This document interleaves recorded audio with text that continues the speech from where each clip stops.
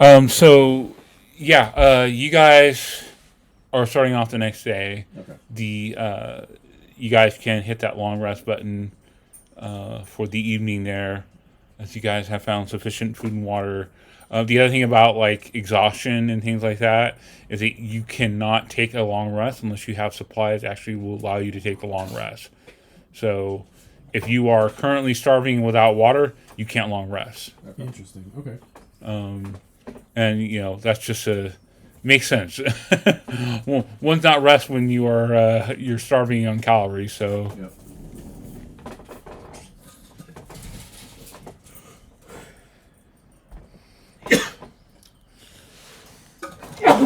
you can take short rest. That's not an issue, but long rests are the issue that you have. Mm-hmm. So with that, the morning comes on this island that you are at. At least you assume it's an island. Everything indicates that you're on this island that the map is at, and everything that you've had. I mean, mind you, this island is, by all means, if you go by like the map and what you're seeing here, fairly large. It's not like Hawaii or something like that. We're talking, Japan size kind of like island. Gotcha. It's huge. Um,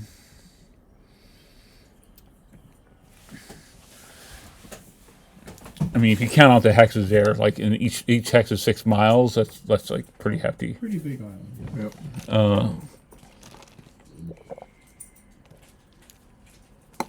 so the rest comes. It's uneasy. I'm assuming you guys took watch Yep. in the night, trying to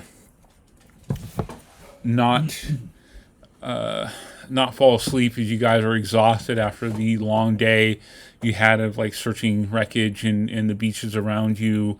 You equivalently have just basically explored your hex that you're in at the moment. You do know that currently you are in like the coast hills are near you, and then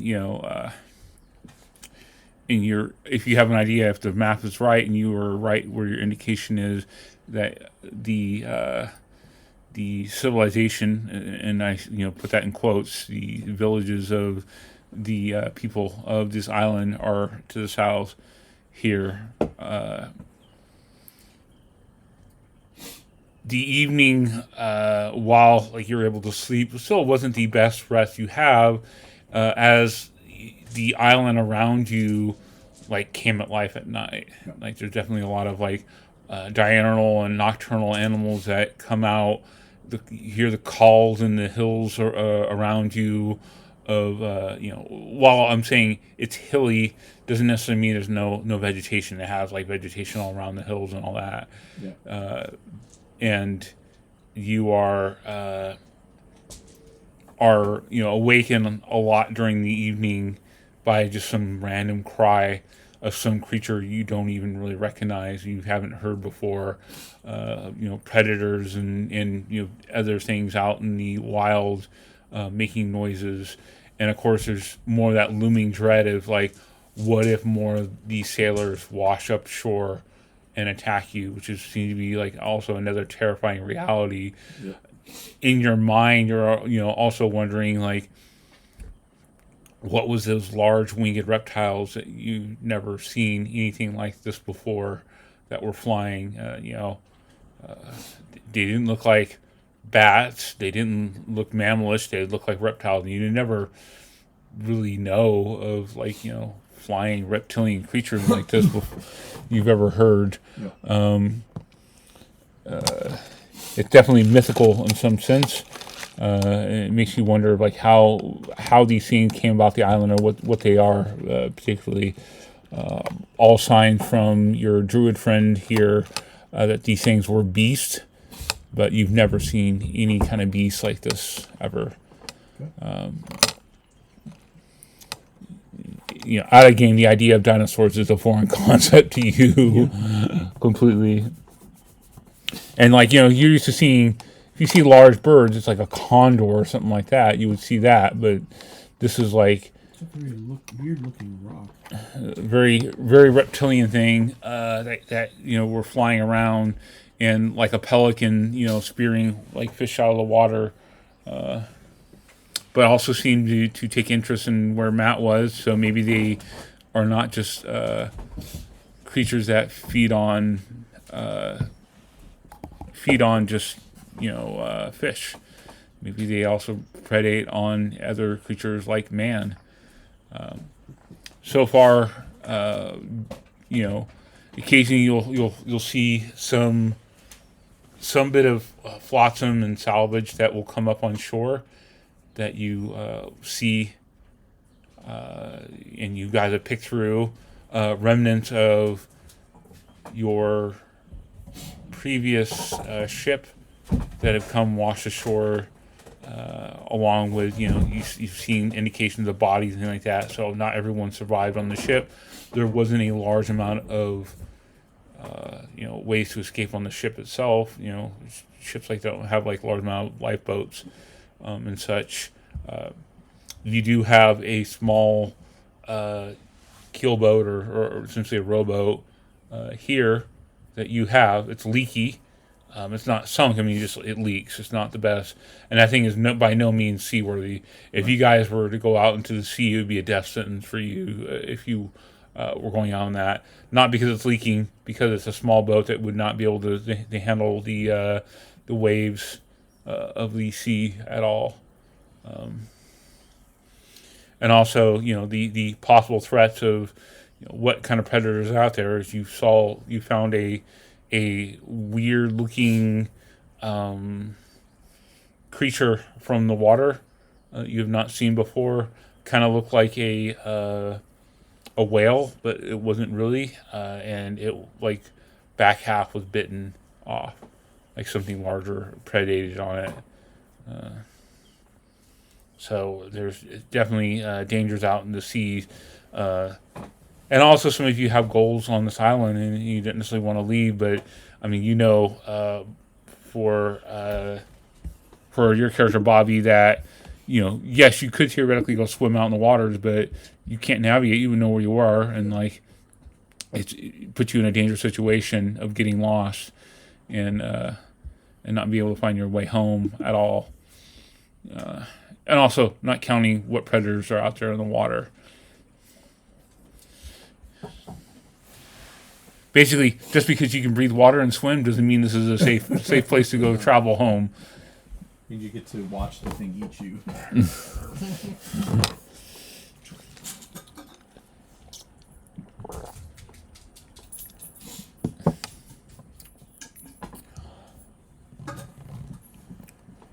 But you guys have some limited supplies. You have an idea of where you are needing to go, and hopes that you can find friendly faces here and find a way to get off this island and find a means to get out of here.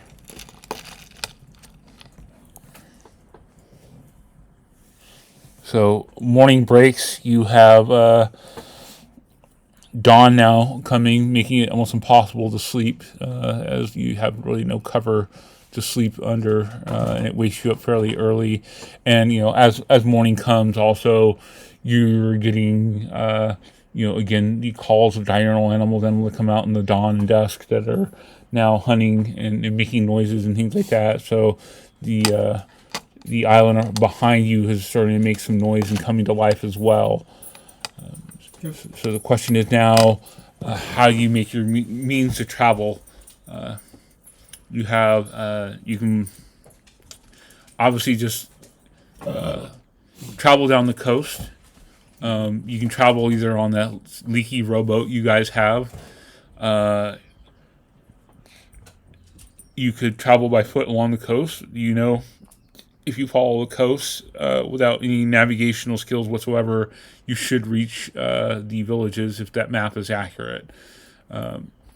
But traveling on the boat or traveling on the beach leaves you more open to the possibility of predators, as you saw like these flying reptilian creatures put a bead on you. or you can go into the dangers of the island itself, an unknown thing. But hearing cries, and the sounds of animal noises behind you, you know that it is definitely very vibrant and very, very different as well. Um, And it requires navigation, someone like navigating through the wilderness if you go that way. I think for now, with the beach, there's a lot of rocks, a lot of things like that. We could find things to use for tools. Abalone shells, the water smashed rocks.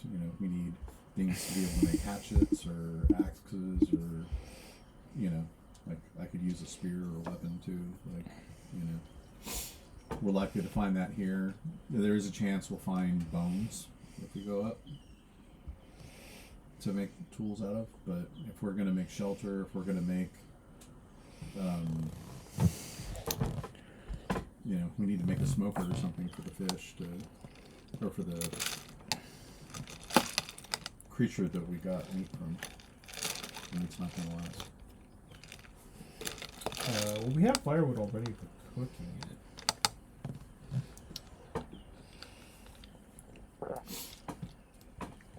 What all do we need to preserve the meat? Time is really, you'd have to spend essentially the day smoking it. You would be doing basically a low heat smoke on it to preserve it. You can't really do a high heat smoke because you'd also have to have basically salts and things like that to help preserve it. Trap the moisture. Yeah, but a low heat smoke, which you basically use wet fronds and things like that with the firewood to basically create a really smoky fire, and use the fronds to help capture the smoke, and then that could preserve the meat you have there. At least that is from your Triton companion here, who's more the survival expert there. Your people don't necessarily do a lot of preservation that over land, but you do know of it. Being that you people are of water, preservation is done completely differently and almost non-existent usually.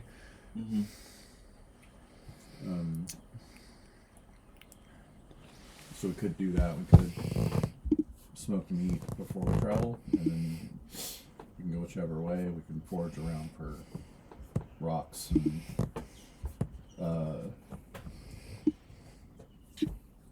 seaweed, grasses, things that we can make netting or whatever out of to carry the stuff with us. There's. I have my backpack, but that's already full with the stuff I have. Yeah, you didn't get the backpack on the shore. You got the backpack when you were leaving. You grabbed your backpack on the boat, which had a few things, including your instrument, which is now no longer a drums. It's a pan flute, right? Yeah. Well, I don't think I'm particularly the expert in this area or this situation, so I defer to you.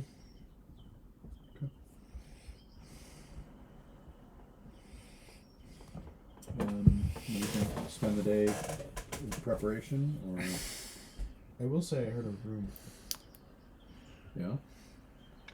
I've heard that this island only appears or is available to travel to and potentially out of every year, every 9 days out of the year, basically.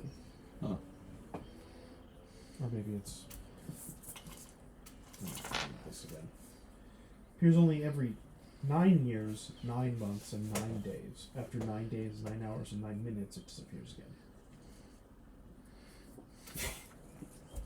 Does that mean we need to be off of this place within that time in order to escape? I don't know. I don't know if that is... That's your rumor. Yeah. But it is something that I had heard.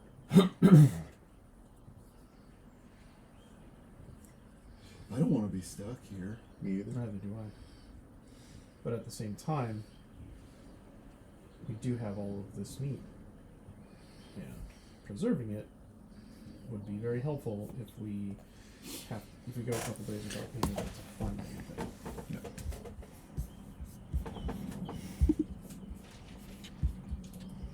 Then let's preserve it. Okay, so you guys are going about preserving your meats.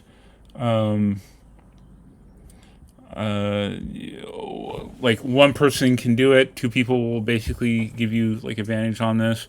If you want to do that, because I think Matt, you have proficiency in survival, so you could help Isadora do the preservation and setup for all that.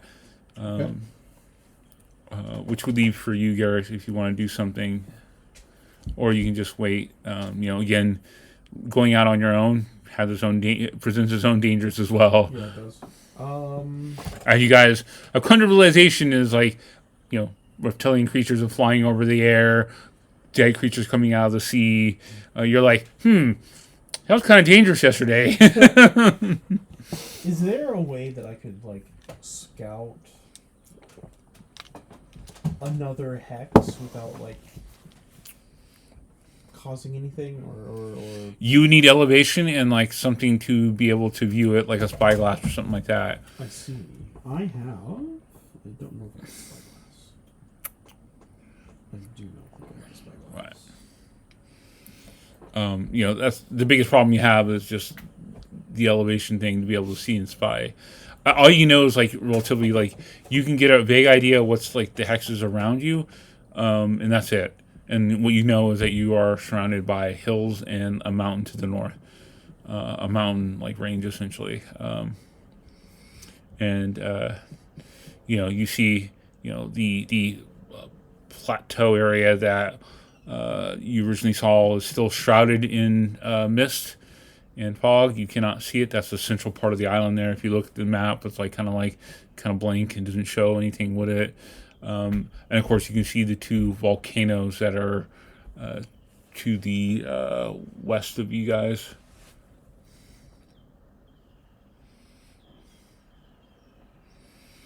But you can see those kind of elevated areas there, and that's really it. The mountain range, the plateau, the volcanoes.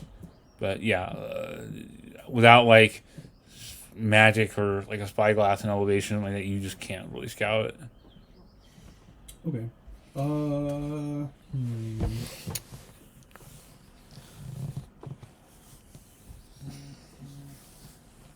What are people thinking? You what? I'm trying to decide what to do, because it sounds like I am not going to be able to do much. Unless I kind of strike it out on my own and explore a hex by myself, Which has its risk. yeah. So I'm curious what you're all thinking. I don't know, you can look for more stuff that wash the shore, or for sharp rocks or whatever we're talking about. Well, I imagine if I'm looking for that stuff, I'm probably not going to be in the same hex as... You will be in the same hex because it is 6 miles, but again, you guys you'd be out of view. I see. And people if you went like a mile away, there's no way people are going to reach you. that's It's true. like, you get a T-Rex come and attack you or something like that, you would not have any indication whatsoever. You'd be like, help me, and they'd be like, okay, run. You're eating, all right, well. Yeah, I can look for something. What do you want me to look for? Stuff to make weapons or Weapons tools? and tools, yeah. Okay. I'll look for, like, sharp rocks and stuff to make makeshift weapons or tools. Okay, this is going to be a survival roll at disadvantage for you. And mainly this is just because this area has been already picked clean, so that's why you're rolling at disadvantage. That makes sense to me. I'm just checking one thing real quick.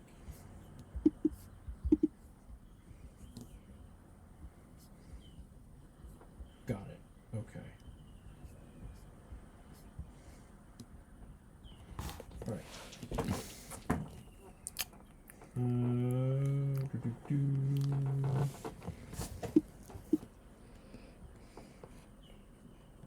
This is, you said, survival? Mm-hmm. That is a 10. Yeah, you're finding some stuff. It's not like a great find. Okay. I'll get back to you in a second here. As you guys can give me a survival check here for Isadora, you get to roll at advantage.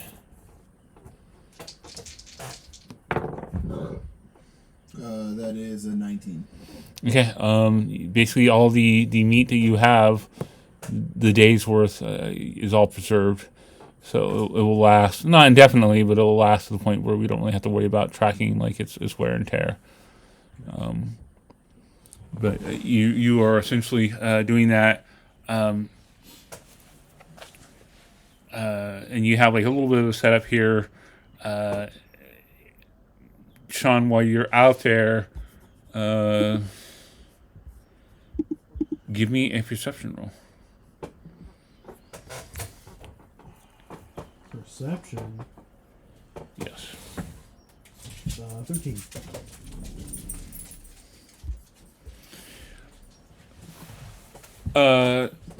You see coming up the beach are 3 sailors.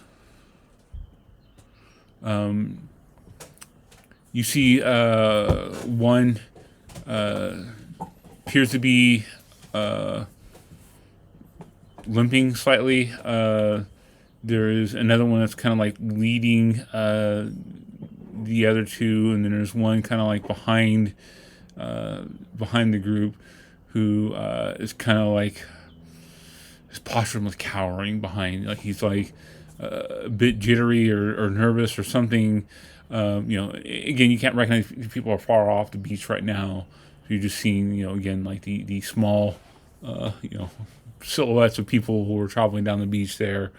But what you can tell, like this guy is just has a very submissive posture, like a very paranoid posture, where one appears to be wounded and the other one seems to be kind of leading ahead. His head seems to be on a swivel, where he's constantly looking around and all that. They don't look like sailors from our ship? You have no idea. They're too far away right now. Got it. Are they heading my way? Yes. I would like to find a spot to kind of hide and keep an eye on them. Until I know that they're friendly. Give me a stealth roll at disadvantage. Double disadvantage? You have disadvantage because your plate armor, so. That is going to be a 20. A 20. I got With fucking 16 disadvantage. 17. Jesus Christ. I keep forgetting you have like God stats. Your dump stats of 14, and I'm just like, I'm gonna kill your character off. That's it. No. Okay. So yeah. You find again, this is kind of a hilly area that leads into it's a lot of like rocky outcroppings and things like that on this leading into the beach here. The beach, of course, is sandy and coastal and all that, but there's definitely from the hills, like there's more rocks and things like that, the rocky terrain, and you take cover in the rocks itself, and as a approach, seeming none the wiser that you're there. Give me, I'm going to say history check. This is to see if you recognize them. Sure. Do I have history? I do. That's a 12. You do. You recognize at least 2 out of the, actually no, you only recognize 1 person out of the 3. And this is the wounded guy who is the bosun. Okay. Bosun is the one that kind of like acts as like the crew caller or enforcer. He's the one that, not the first mate necessarily. A bosun can be the first mate, but a lot of times they're the ones that are like keeping people in line and making sure they're doing their work. Right. But the guy's name was Merrick. And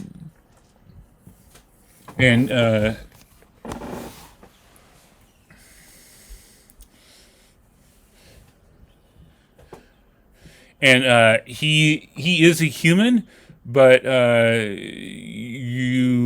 mean, looking at him, you think he may have orcish blood in his family line at some point.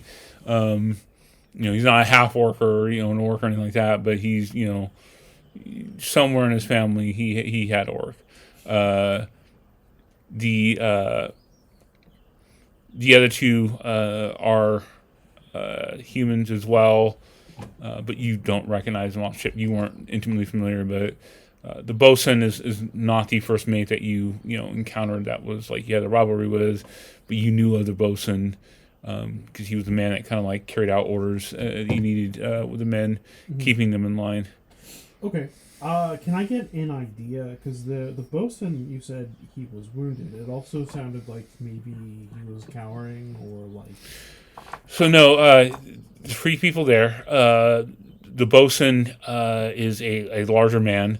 He's definitely a little more muscular, but it looks like he's got a wound on his side, and so he's kind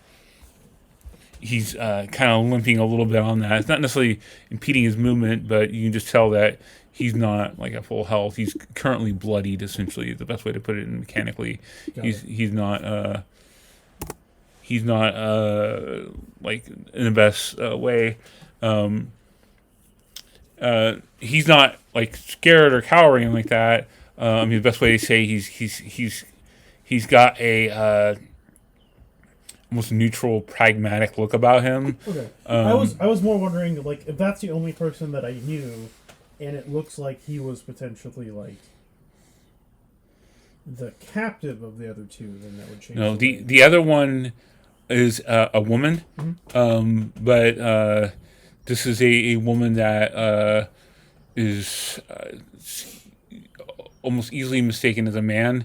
Doesn't really have like a woman's body per se, like really small breasts. Is very kind of narrowish frame, strong features about her, definitely weathered by it. Not attractive by any means, and as I'm saying, like she could be easily missed as like being a man or a woman. And then that person, she's nervous, but she's the one that has the head on the swivel, kind of looking around and keeping things trying to keep things in line and figure out what's going on here. The other one is a gaunt man. He's wearing typical ship hands clothing. He's not wearing any kind of like footwear, which is typical for a lot of like seamen not to wear footwear.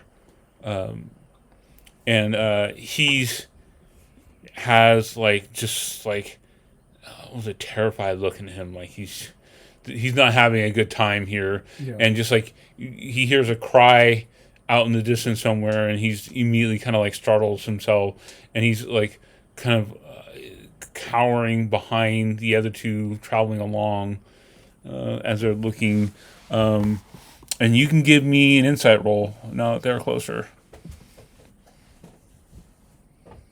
I will give you an insight roll.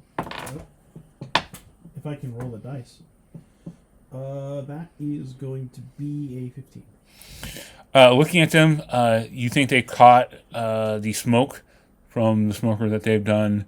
While they're not providing like a huge plume of smoke or anything like that, they're trying to disperse the smoke. It's still like obvious if people are like probably within a couple miles at least.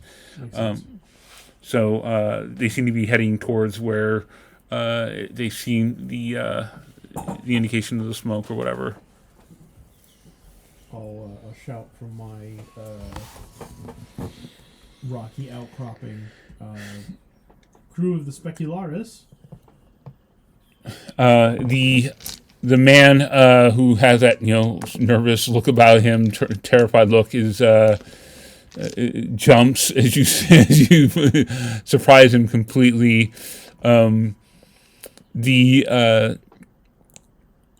The woman has a dagger in her hand and immediately brandishing it towards you in surprise, and the wounded man just kind of like turns sharply at you, but hasn't drawn like his weapons or anything like that.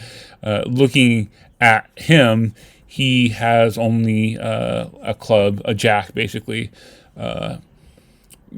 Typical for like bosuns or something like that to have like basically a leather jack to keep people in line. So it's like equivalent to a club that he has there. Leather jack usually has like something inside of it to give it weight and to hit someone. I'll stand up. I mean you no harm. I also was on the Specularis.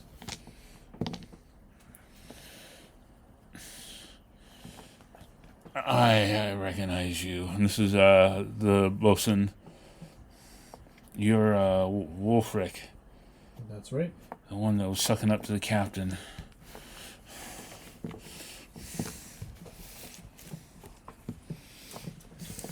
A lot of good that did me, did it? Well, the captain was on a fool's errand.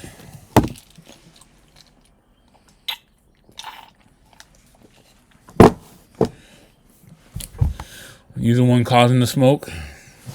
Yeah. Tracking other things around, I'm sure, but we saw it. The woman speaks up. I'm Hessa, the quartermaster. Nice to meet you, Hessa. That's Hessa. Hessa, yes. We were, this is Hessa, we were traveling south along the beach, but we knew that, well, at least at night, last night, we saw torches to the south, maybe the Teneroans, What?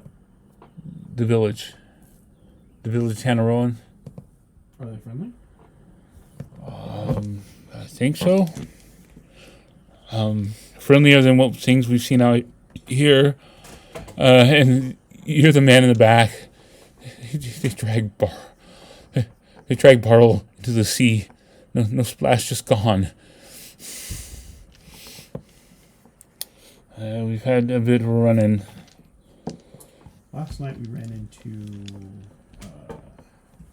the Risen Dead. The nervous man, the terrified man in the back, makes like a symbol to the gods.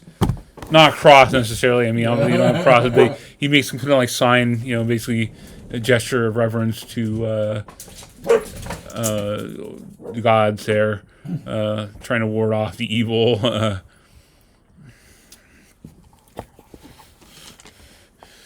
You found anyone else living? 2 others. I also found the captain. He did not survive the water.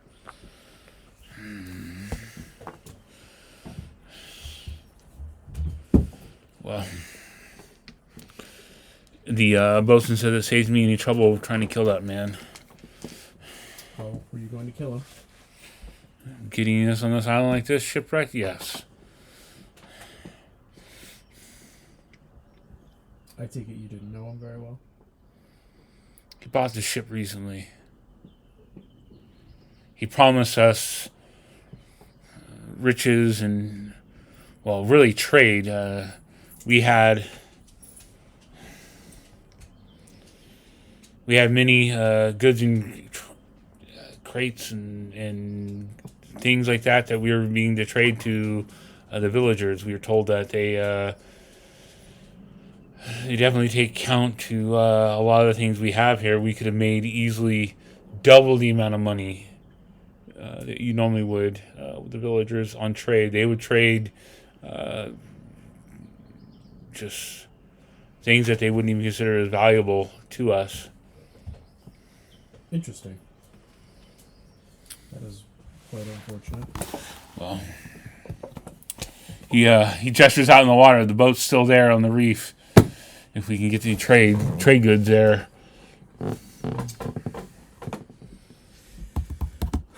You wouldn't have to have any food, would you? I think we have some, yeah. We haven't found anything. I'll, BB, what are you doing? Ooh, you're in trouble. Go get in your bed. You're in trouble. Go. Get in your bed. Get in your bed. She's going for it. Bed. Crate. Get in your crate.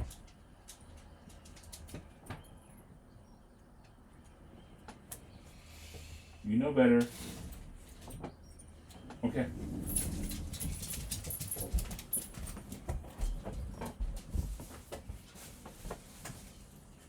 don't know what you're trying to grab. There's nothing there. I don't know why you're so hungry there, BB. You've gotten everything else.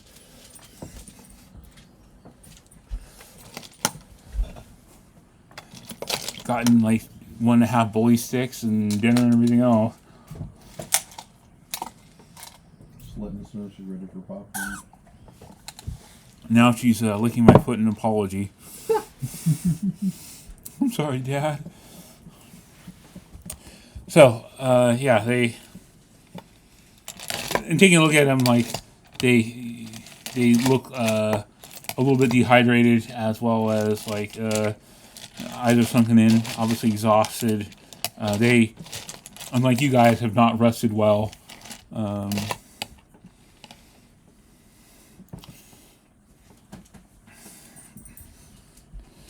I mean, Captain had his full errands of trying to find lost treasure here. I don't know what it was, but he did promise us a good amount of trade regardless, and that's why many of us took on the voyage here. I was told that there's someone on this island that I'm looking for. I don't know a whole lot about this treasure, but hopefully you find it.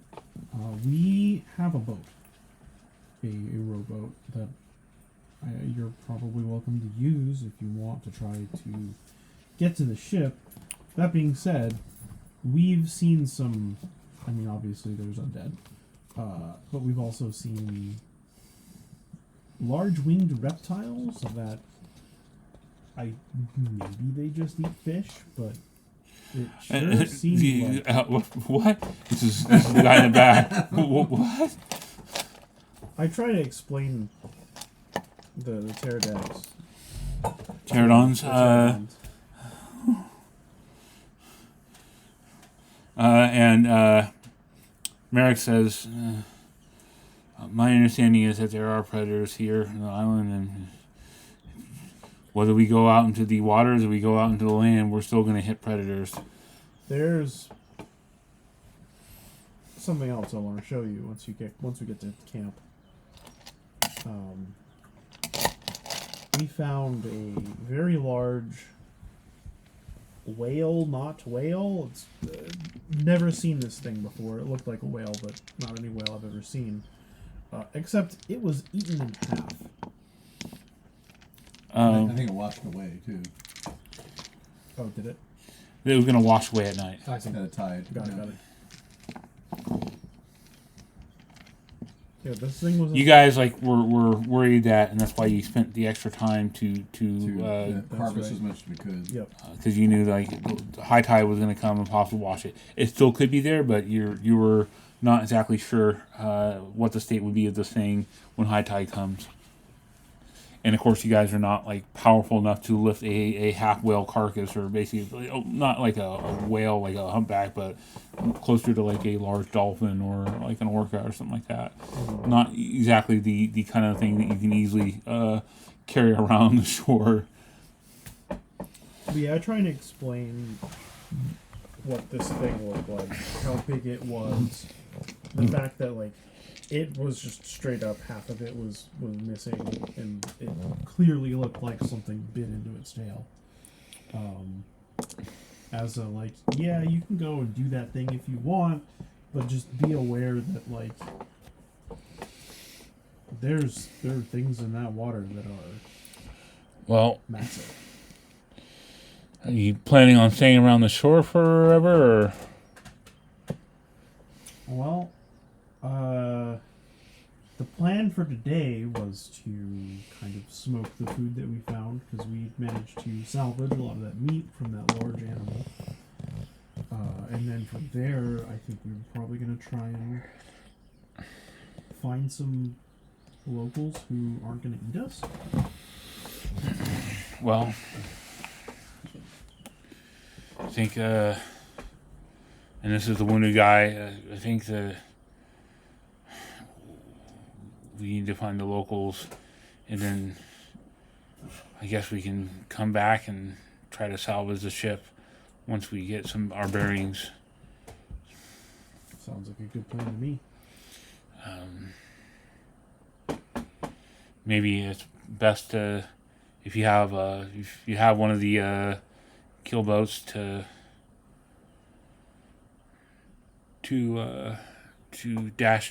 bring it up ashore and hide it. We can come back to it later, I suppose. No way we're going to be able to carry that easily down the coast unless we take the boat itself. Yeah. Which, unless we go out into the bay itself, it's not good to sail or try to row along the shore like that easily. You fight the tides and the waves that are coming in and everything else.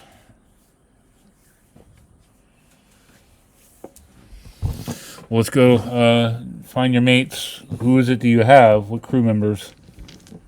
I've got Isadora, right? And Manakoa. The Sea Witch and the Manakaya? Mm-hmm. Not crew, but alright. They're not crew? They were hired as mercenaries, but they weren't on the crew. Oh. They're supposed to be part of the expedition that was going to go out with the captain when he was here. Not all the sailors were going to go. Not all of us were up to the prospect of a dangerous island that we didn't know much about. So he was hiring people to go on the expedition with him. I see. Much like you. Then I have no crew. I only have people who were hired on for the expedition. Very well. Like I said, we did find the captain's body.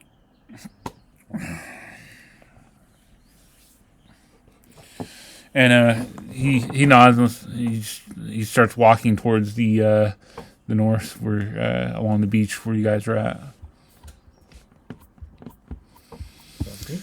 And as you guys are like got things going now, and you guys are just kind of like hanging and chilling, you know, as you do when you have like a smoker going on the beach in the sand, just drinking Corona and chilling.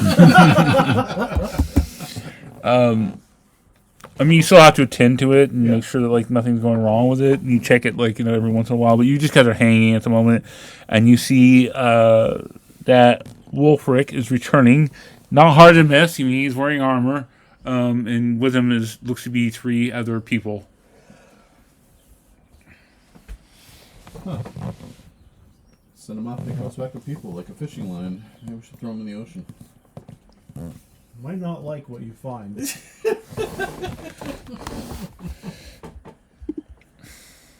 Hello. Hey. I found some friends. I can see. This is, and I point to the bosun. This is Merrick. Merrick. Merrick. This is Merrick. Well, I'm Merrick. This is Hessa. And you pointing to the scared one you haven't introduced. He didn't introduce himself. That's Elso. Elso? Elso. E-L-S-O. Elso. What do you do, Elso? The crewman.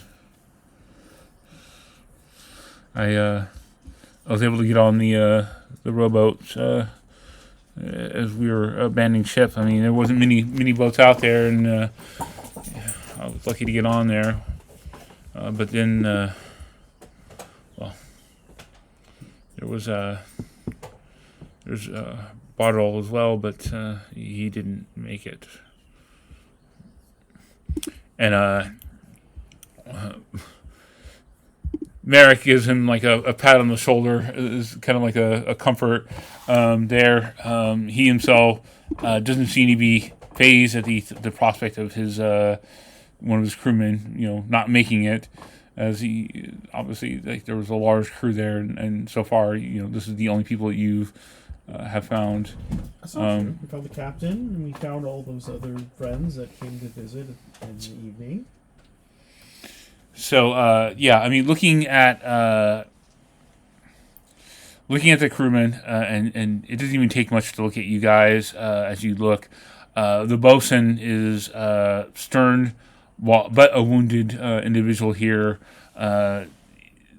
The quartermaster again is a woman with sharp features, very skinny,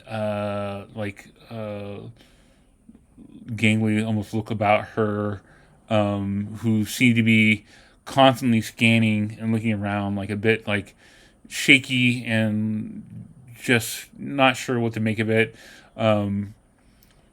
Wearing loose clothing. I mean, even her shirt and things like that is like loose fitting, where she's like exposing like the middle of her chest, but she didn't really have breasts to really even care all that much. She seemed to be much more about the comfort of being on this like very hot tropical island. And mind you, you're like been sweating like a fucking pig as you've been wearing your armor here, and also looks to be young. Sean, like you would have an idea that he's probably a relatively green member of the crew. Recently joined, if anything, the way he looks and how young he is, but has this definitely a terrified look.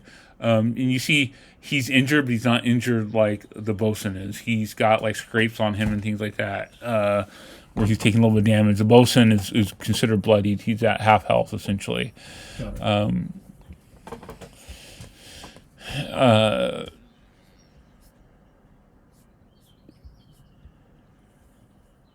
The group looks at you,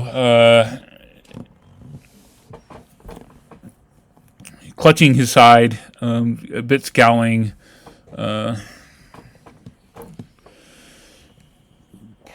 You got food? Mm-hmm. Need help with that? I don't know if there's much you can do, and look at his side, and it looks like he probably got caught up in coral, and like it's scraped his whole side and just like caused like a massive wound that's getting infected, because coral's got like little organisms and all that. It's not really clean. Yep.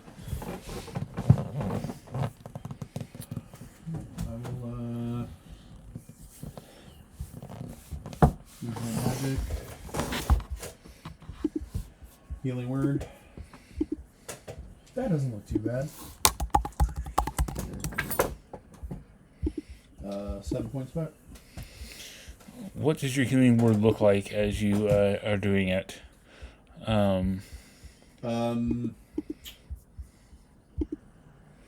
He Manako like chants like rhythmically, and like hands moving, and at like the very end of it, there's like this haze, almost like smoke. Yeah, and normally healing word is just a verbal component. You don't even have to do the semantic if you don't want to. You can sing it basically. I'm a dancer. I mean,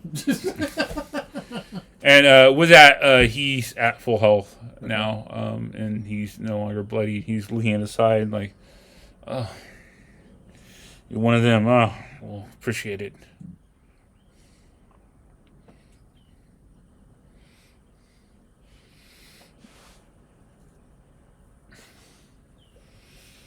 And he's kind of looking a little surprised, but he's not. I mean, in a world of magic, he's not that Yeah. surprised. Yeah. He's happy at least. It's It's more good- like, wow, this was great luck, not holy fucking shit. Right. And he got a little bit of redness. I mean, it doesn't necessarily Right. completely remove the infection in him, but given a little bit of rest and all that, he'll probably be better. Okay. But he's yeah.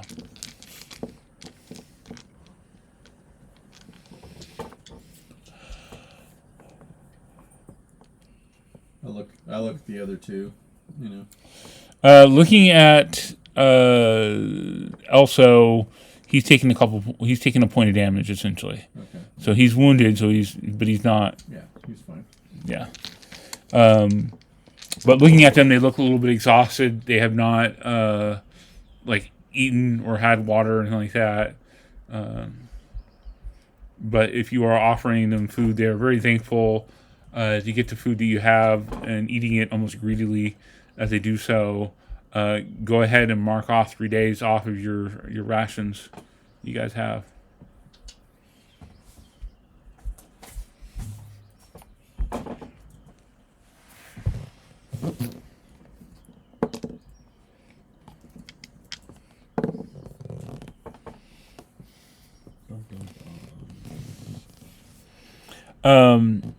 And Isadora, you can give me an insight roll. 18. Elso's terrified of you. Doesn't know what to make of you. Merrick is seem to be unfazed on who you are. And Hessa is noting you, but isn't really like overly cautious. Seems to be more concerned about the outside world that's possibly threatening you. So she doesn't need to look relieved that you're here or in danger. She's more concerned about other things there. But Merrick may have either encountered other of your people here, or just seems not to care. Again, in a world of fantasy races, a Triton isn't like too spectacular to him. But Elso definitely seemed to be probably the most scared of all of them. Okay.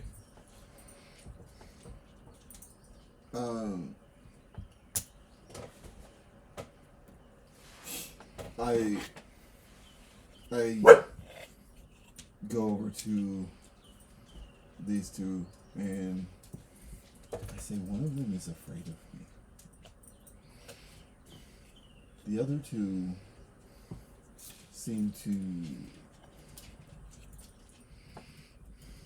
they not that they don't care, but there's a definite level of discomfort with my presence. Or you're worried he might try and do something. No. Okay. If he does, I will deal with it. Well, he's likely the one to announce to the rest of us that something is eating him. They came and they ate our food and they still have the nerve to be uncomfortable despite our charity. Oh. You don't know us as a very unfamiliar ground for all of us.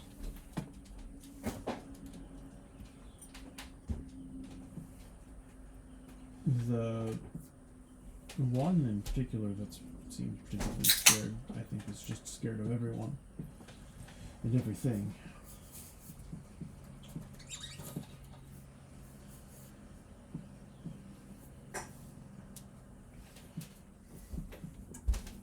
I mean them no harm, but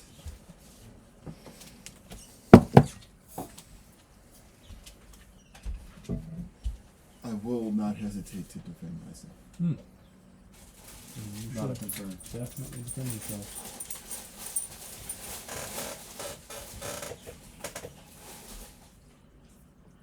I will either try and stop it or defend you if I do not have cause to attack you. I can't. Also, the other thing with the inside roll, they seem to be deferring to Wolfric as almost like the person in charge of your group.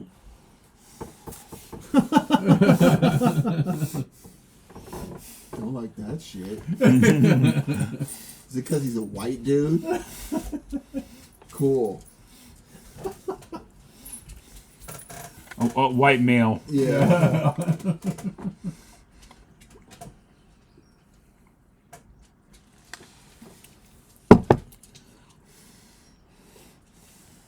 Have they asked to join us, or I mean, they're part of our crew. I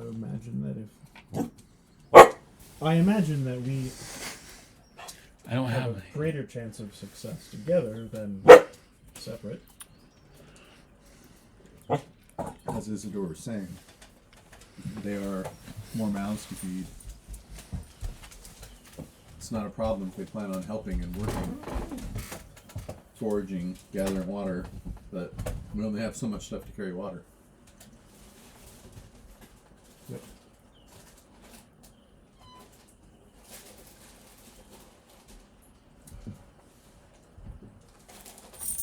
The further we travel up that mountain or over those hills, the further we are from water unless we find a stream. Coconuts or something. My thoughts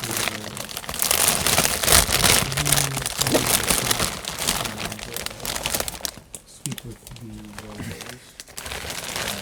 When I spoke with them, it sounded like they said that they were friendly. They actually had a bunch of stuff on the ship that they wanted to trade with this particular group. So, Do we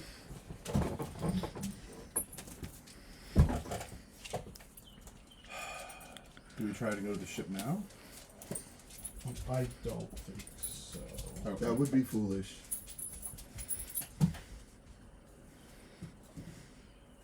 I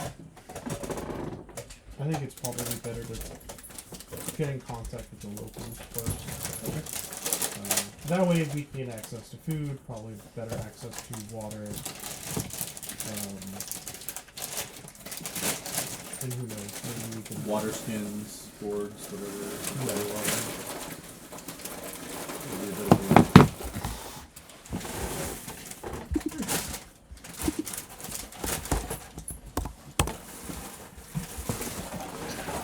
I also have candy here. I've got, these are peelers. They're just candy that has like kind of a harder shell to it. No one call it shell. It's like more of a firmer shell, and you can peel it, and there's like a little gooier cylinder in the middle. It's basically candy for people with ADHD. That's the way I can describe it. Like, it's nothing spectacular there, but it's mango flavored. And then I have filled Twizzlers as well with sweet and sour. Oh my god, I haven't had those in I don't know how long. Well, these don't taste like Twizzlers. These taste like Yeah, fruit. there's like stuff in the middle. Yeah, they don't taste like the waxy strawberry candy flavor of like Twizzlers. Yeah, those are really interesting. Oh my god.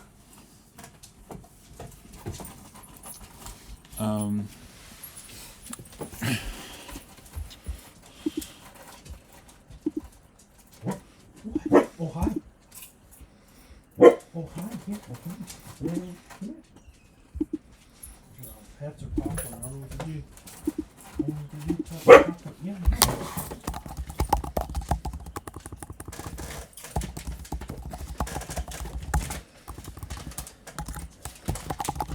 But yeah, I brought them to the camp because they were friendly. I figured if I was in their position, I'd want someone to flag me down.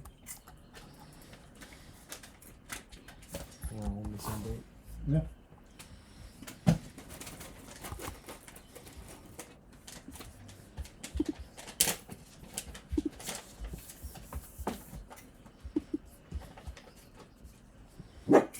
What?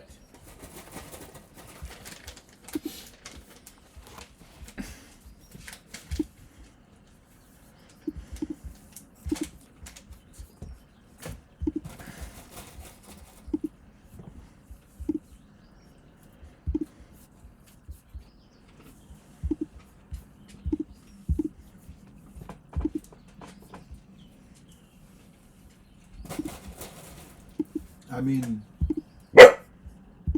No. I guess there is some benefit to more people.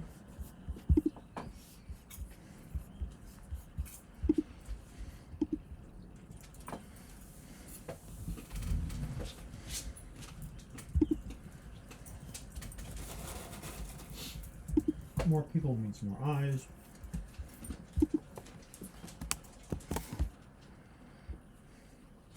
More foragers. I mean, it also comes with its own risks. It's possible these people are super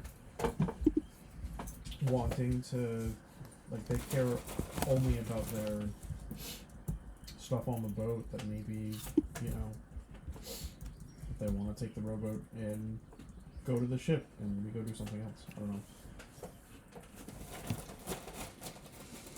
All right.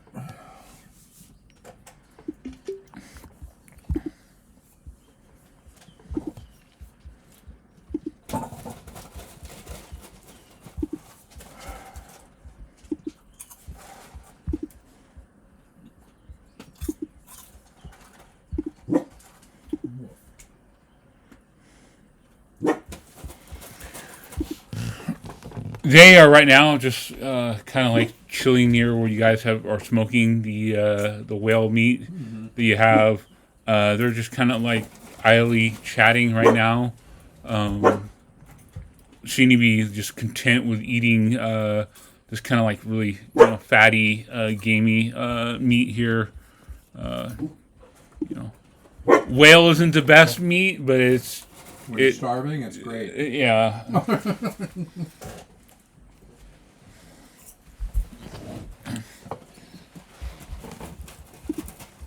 But right now you're looking at dusk, so there's much more you guys can do.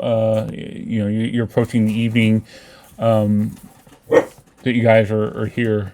You guys can chill out, or you can basically try to like scavenge, go into the hills and try to find like food or something like that. You've got like maybe an hour before like you can go before you guys probably need to return for night. Sure. Yeah, I'm going to stabbing. All right. So, as per the little cheat sheet there, you can make a survival roll. You can roll separately, but if you do roll separately, you'd be rolling you'd be not near anyone else, essentially. Right. So, if bad things were to happen, yeah. Otherwise, you can roll a survival. You can roll at advantage because Matt can give you advantage there, Isadora, and you can look for essentially like food or water. What do we have on each right now? Probably water.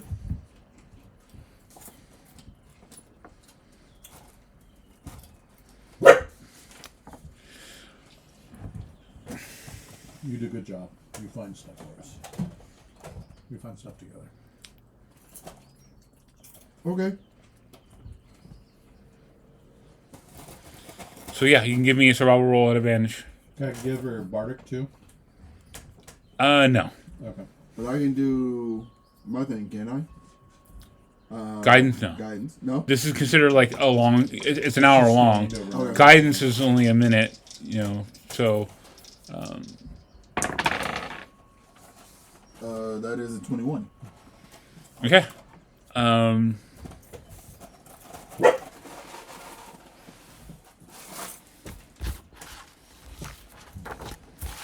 So basically, I'm doing a critical success. If you roll over a 20, you can possibly find special things too. So Hey, give me a roll. It would be a D10. 5.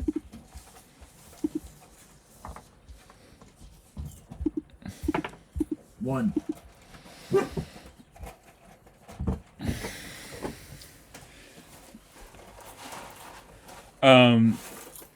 You find in the hills a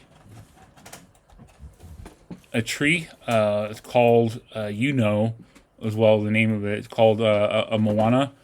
You can get the sap from it, and it can heal fire damage. So it's like really good at soothing that. You only have one dose of it. You'd have to spend a lot more time getting sap from this thing if you wanted to get more than one dose from it. But for the small amount of time you can spend, you can gather one dose of the Moana tree sap, and basically it's just going to allow you to regain 1d4 hit points from fire damage. So it's not amazing, but it's something. And it can only be applied to basically burns, like fire damage. So it's like equivalent to basically aloe, is the best way to describe it. And how much water did we get? You roll d6. Roll a d6. plus your 4. wisdom mod. So you have, So that would be 8. yeah. So it's a mix of 8. It could be water or food or any blend of. And you guys are essentially, using. Let's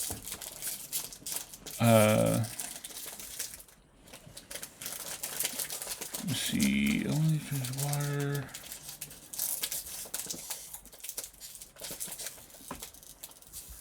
Give me a second. Let me look. I didn't add that to the sheet. I'm going to have to add that. How much you guys are consuming.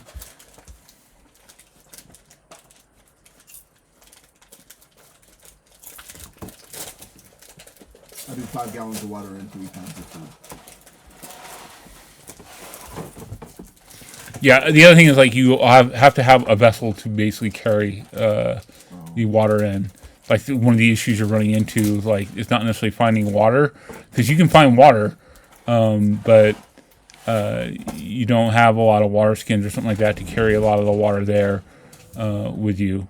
You can find 5 gallons of water, but how are you going to carry it, kind of thing.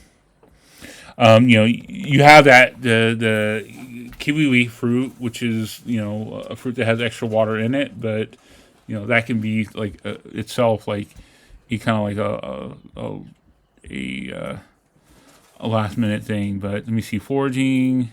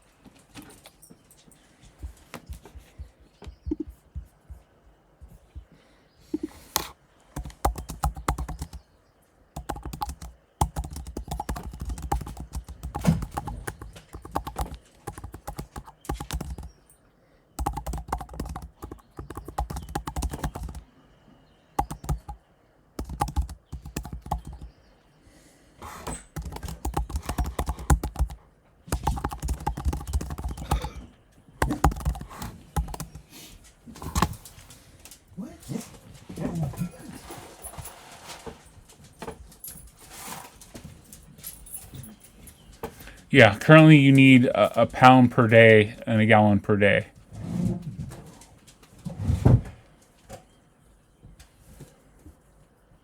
What?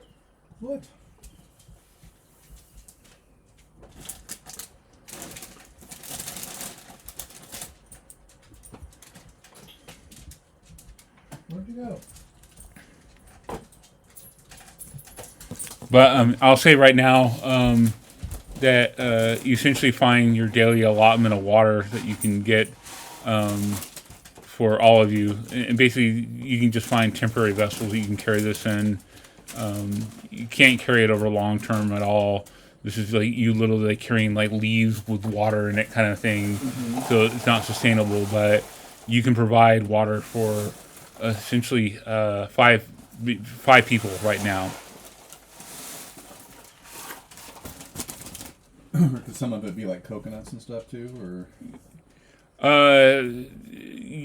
More disposable than that. Okay. The coconut kind of thing would be the kiwi fruit. Gotcha.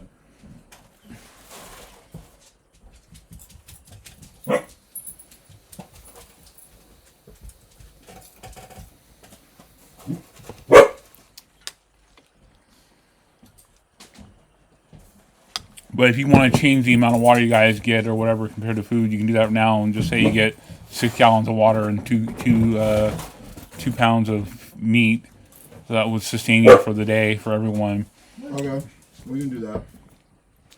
So yeah, basically, after you guys gather this, call people over. You drink your fill of what you guys have from this fresh pool of water from the storm that's collected.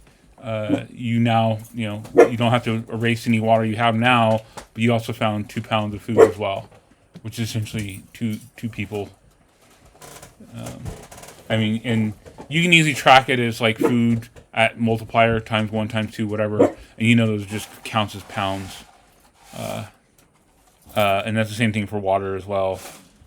And again, like the issue you're gonna run into more is just how you getting your water. And it may require you during the day to even stop and try to look for water for you guys, because like the issue you have, you don't have like good water vessels, and a water skin doesn't carry a lot of water in it. You could also dispose of the water you have now in water skin and fill it up, but that's not a gallon. That's like it's like a half gallon, I believe, is what it carries.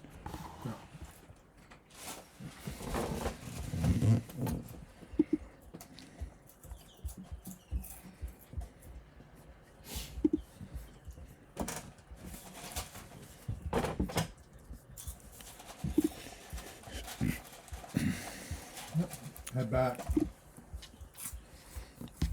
Take watches. Okay. Are you only taking watches between the 3 of you, or are you splitting the watches with the crewmen as well? Or maybe we pair up, like one of each.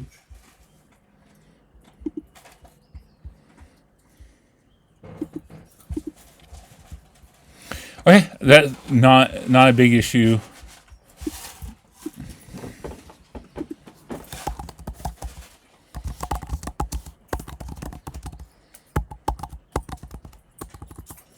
We should pair up, split. Yeah.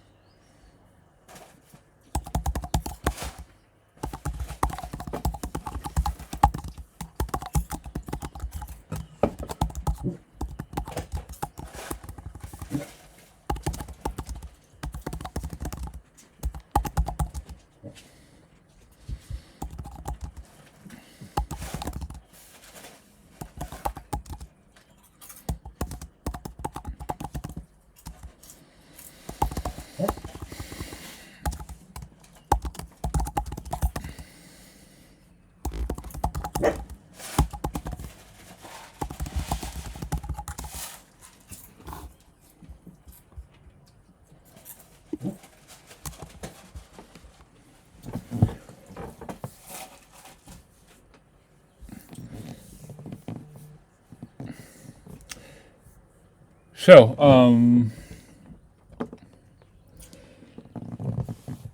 You, who are you pairing up with?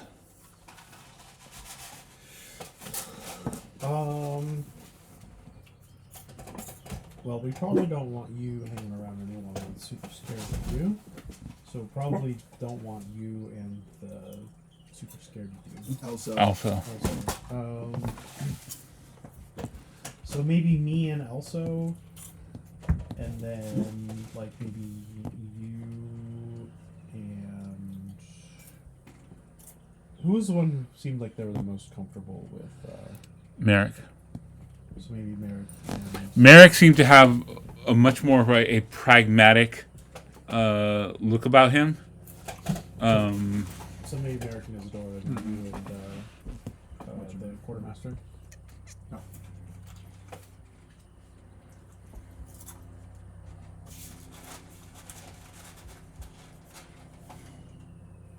So who is it?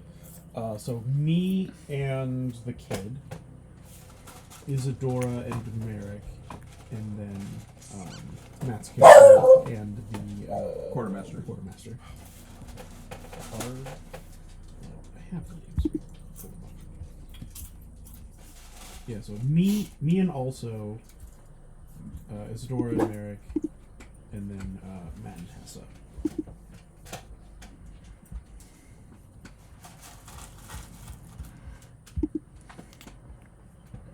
All right.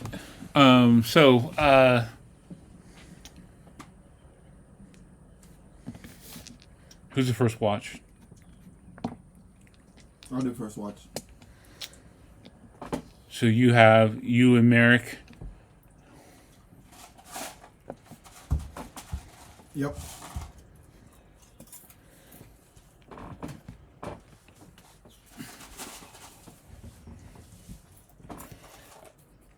Merrick is just kind of like resting, and his ideal watch is not necessarily standing and being alert, just being awake and kind of listening what's going on. He's kind of leaned back, and he's just kind of looking at the sky at the moment, and you see like, currently, it's. You see a lot of the stars around you, and the whole night sky is just filled with these stars there. Looking further into the island is where like things become a little hazier as you guys like you can't really see beyond the mountains there. But looking out to the east right now, you can see like the stars and everything else and the skies above it.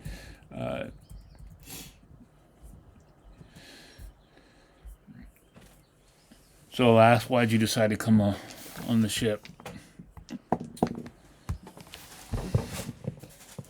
I am searching for something.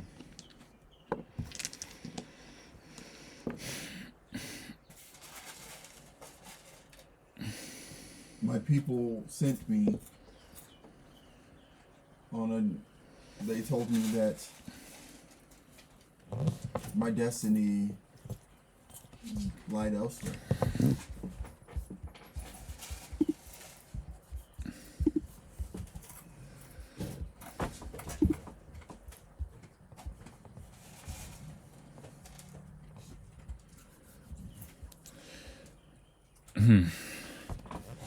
So is that why you haven't just walked into the water and not looked back?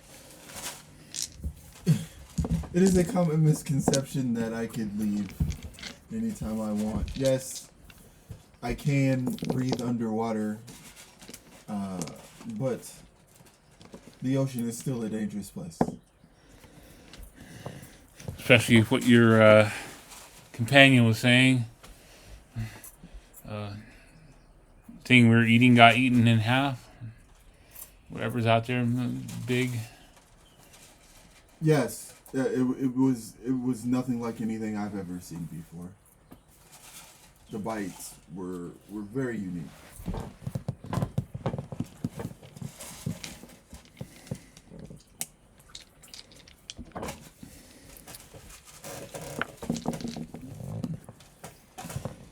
Your friend is afraid of me.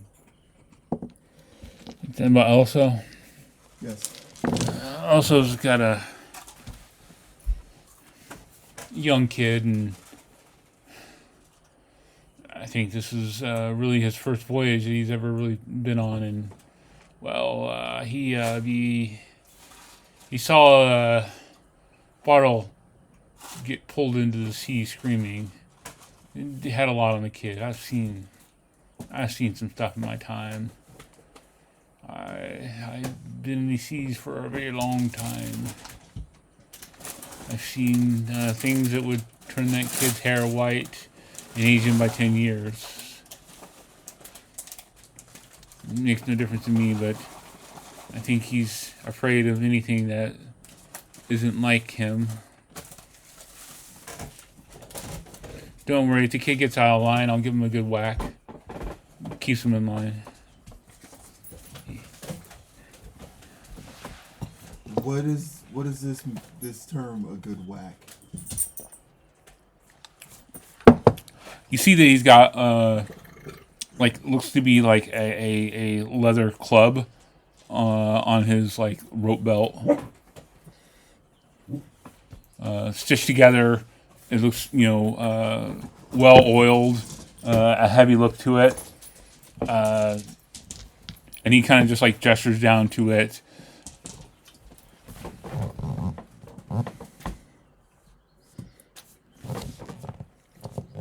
When someone gets out of line in the crew, it's been my job to keep them in line. Usually, give them a good whack with this will teach them a lesson, make them remember for a while, leave a nice bruise on them.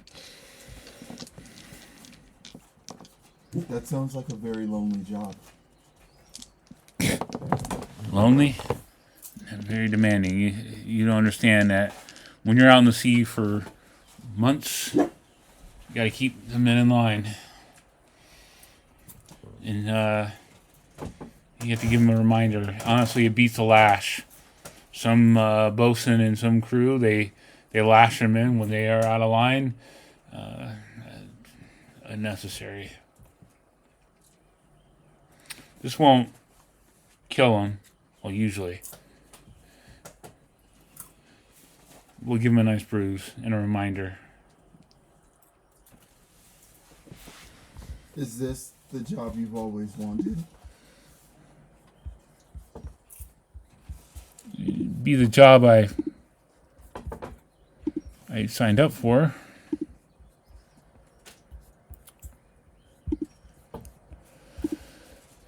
To say this is a job I wanted is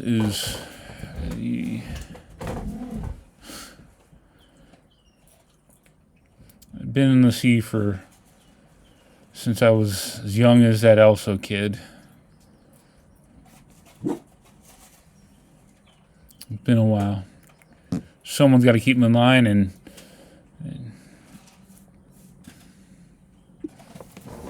what I do. Yes, but is it what you want to do? I like to see. I like to travel. See these places and great things out here. Honestly, it beats kowtowing to Orin. Fuck those guys. No. Be under the yoke of some lordling.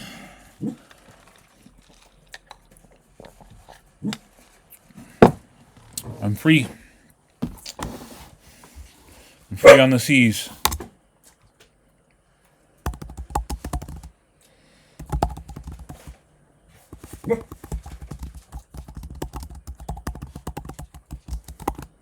That sounds very nice.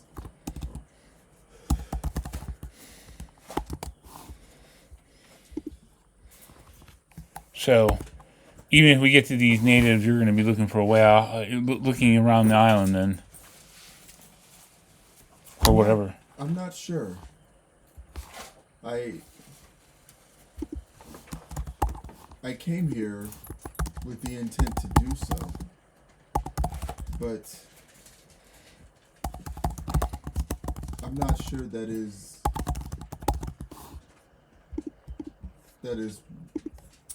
that is where my focus is. I think my priorities may have shifted.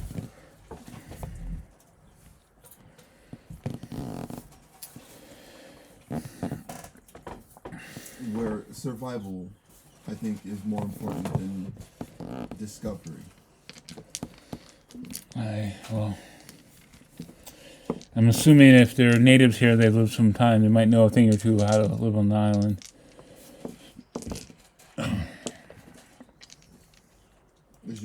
Is your goal to live on the island? No, I want to get off the island if I can, but who knows?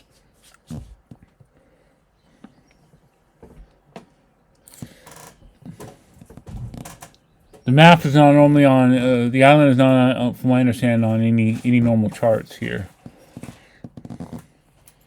Ships don't come here often. It's on the edge of the Shattered Isles.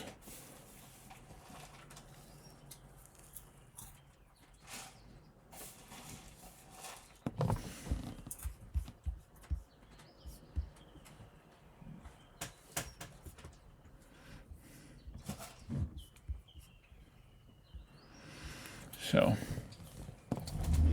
hopefully we can find a means off here, but who knows?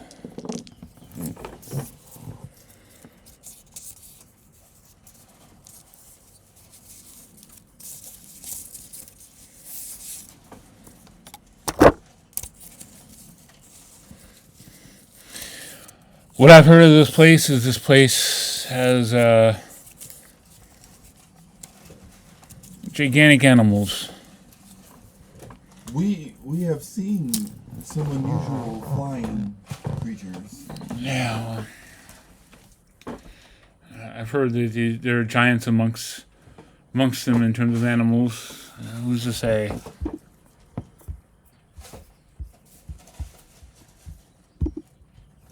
Well, I wish you success in your journey to get off of the island. Hopefully, we will find a way to do that together. Oh boy. So the next, who you waking up for your watch? Wake up Sean. Actually, no. I'll wake up Matt and Hessa because I don't want Elso trying to stab me. All right, so your watch is with Hessa. Hessa being the quartermaster.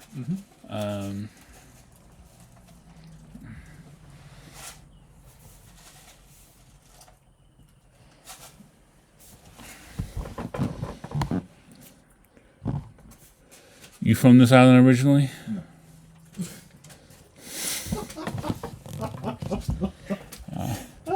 I was hoping you'd be a guide or something to know the area more. Oh, what? Hi. I come from the islands, not this one in particular.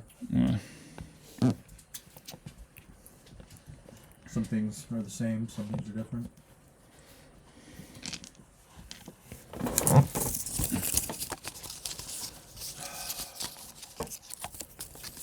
Today I know you guys were tired, but if we're going to make progress towards the other camp, we need to help forward. Well, you helped Merrick out, so I think you'll be able to travel. If we can get to,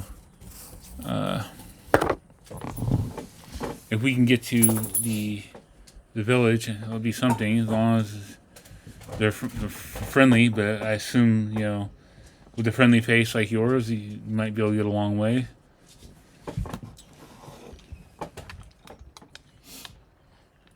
That was the goal.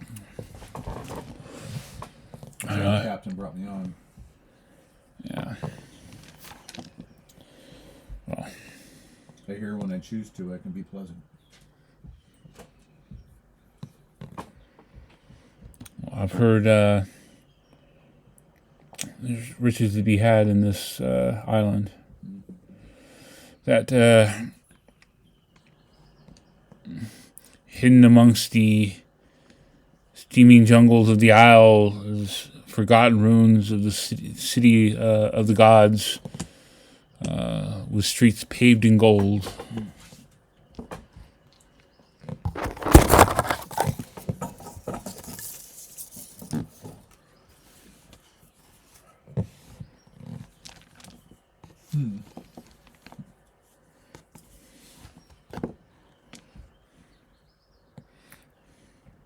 Wonder if it was something written by a poet or someone literal.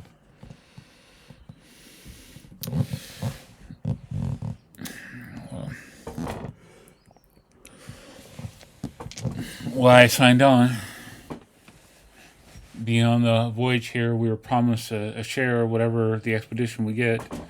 And it seems all those dreams are dashed. Although, if any treasures received at this point, it's yours, no? I want to go out in the jungle, but I have my fill of adventure.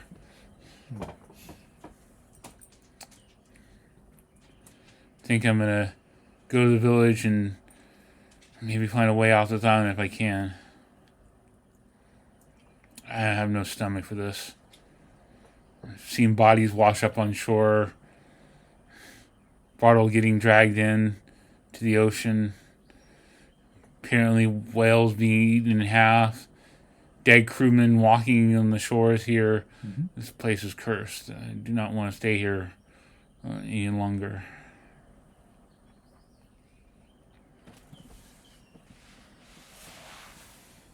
Yes, I believe leaving was the goal. I've heard that there are only enough days to do so. Really?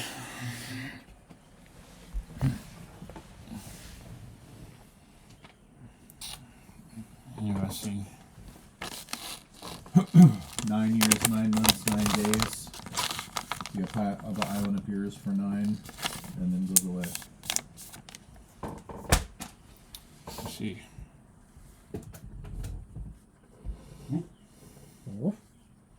What There are are we gonna chances that What? others seeking the prize that we were headed for. Captain was quite tight-lipped about it. I mean, rumors have been doing around, but if no one has the charts like the captain did, then they ain't gonna find this place. The charts to crash on a reef. Charts of this island. No, you got them from somewhere. As I said, man was quite paranoid, and then he not much of a seaman either, from my understanding. More of a wealthy entrepreneur that thought he can make himself rich. I guess the best way to say an adventurer. Adventurers. He calls themselves adventurers.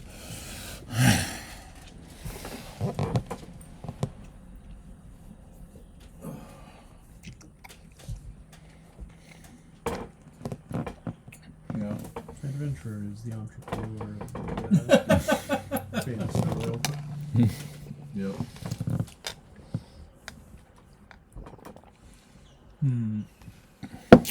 So about you, where do you come from? Me? I was, came from the old mainland. As a child, I came here to the islands a long time ago. Parents died. I was orphaned for most of it, and Found your way to a ship. well, find my way to the ship, or otherwise I'd be selling myself on the streets. I might as well sell myself to the waves.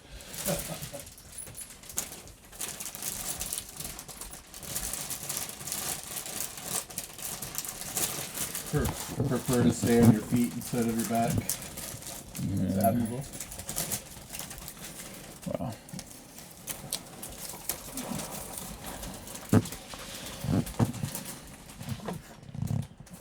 the lifespan of someone in that business is usually not long.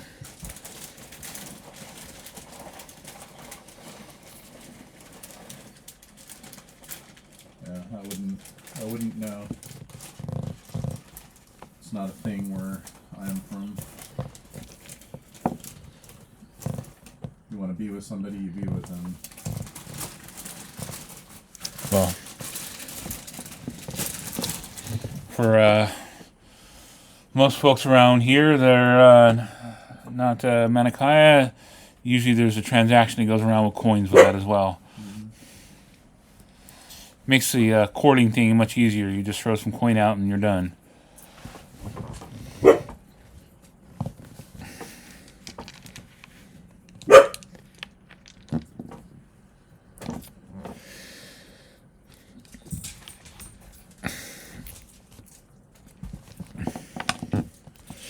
And with that, we go to the next watch. You wake up Wolfric. All right. And you have also with you, and as you are watching, he's just kind of like,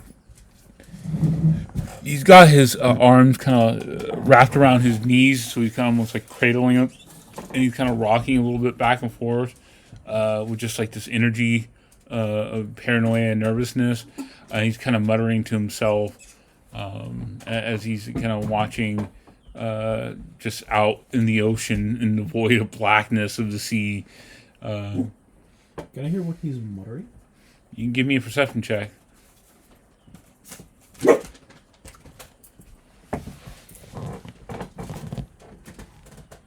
That is an 18. We're all gonna die, man. Game over, man. It took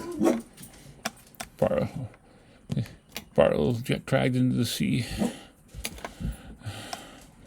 Just gone, no splash. It happens. Well, are we gonna get off this island? Are we? I don't know. I'm not gonna lie to you. But what I can say is this. I've been in worse situations and managed to get out. I'm not giving up. Only thing you can do is keep on trying, so you can't try anymore.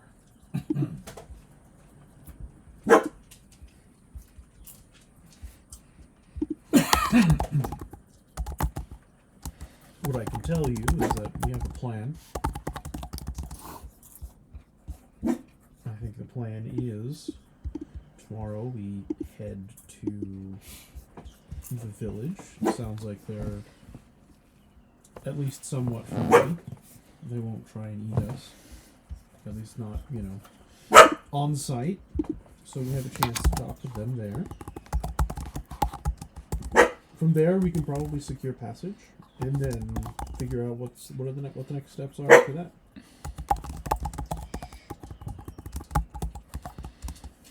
Give me a persuasion roll. I will do that. Where did my persuasion go? There it is. That is a 17. He takes comfort in your words as you're kind of like laying it out, while you're being kind of like very, upfront to him about it. It's not, but it's still like you have seem to have a solid plan and an idea in your head, and that's going to give him comfort to it. This is a man who's on like the brink of just oblivion, and it's like his whole world been turned upside down, and he's not sure like if he's gonna like make it out. I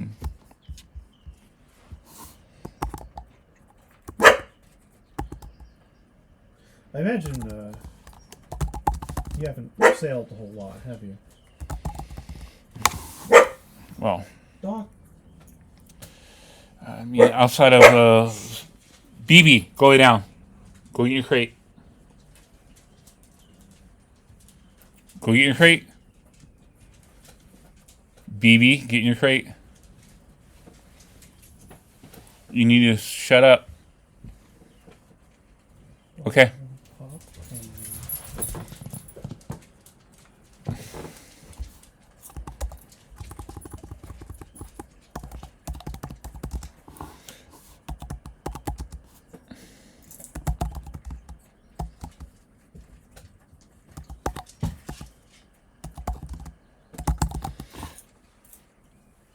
he.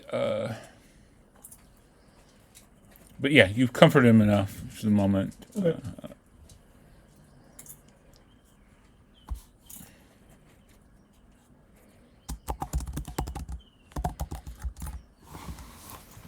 He's he tells you that I've been on just some local ships traveling around my island and such, but this was the first long voyage I've ever done on ships. Oh, well, Mainly been on schooners and things in the area. Let's see. I've been here a little while. I came from Orin. This is generally not how most of these types of missions go. The captain of the boat probably should not have been the captain.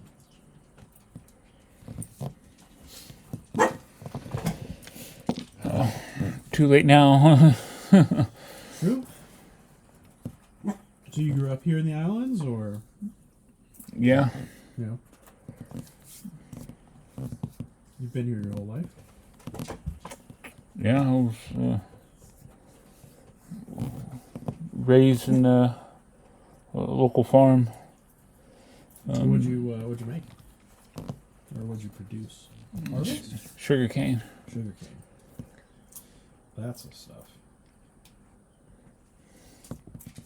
And I'm basically just gonna keep talking with him and try and like get him to stop focusing on the dude that got swallowed by the ocean, or you know, any number of things that are probably gonna try and eat him.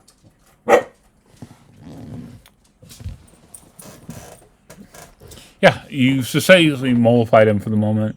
Okay. All right. So morning comes. You guys are, you eat a little bit, and you guys are going to be making way. What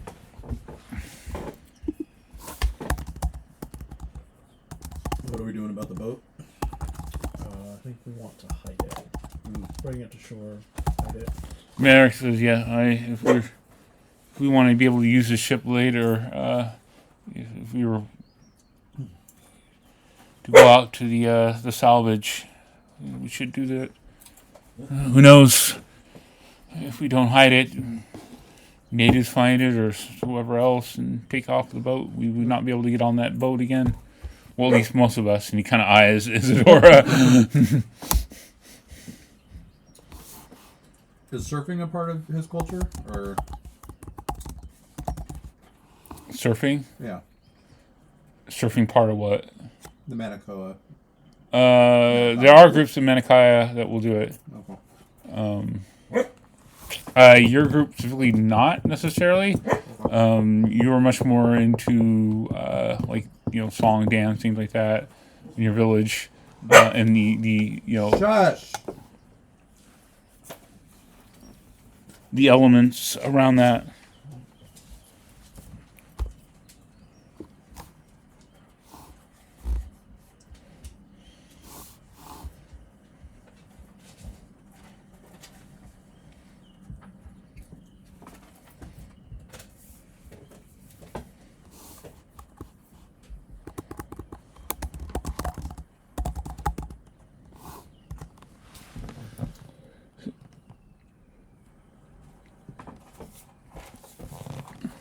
And mainly, you were mostly focused on, of course, like song and dance, not like surfing. Yep.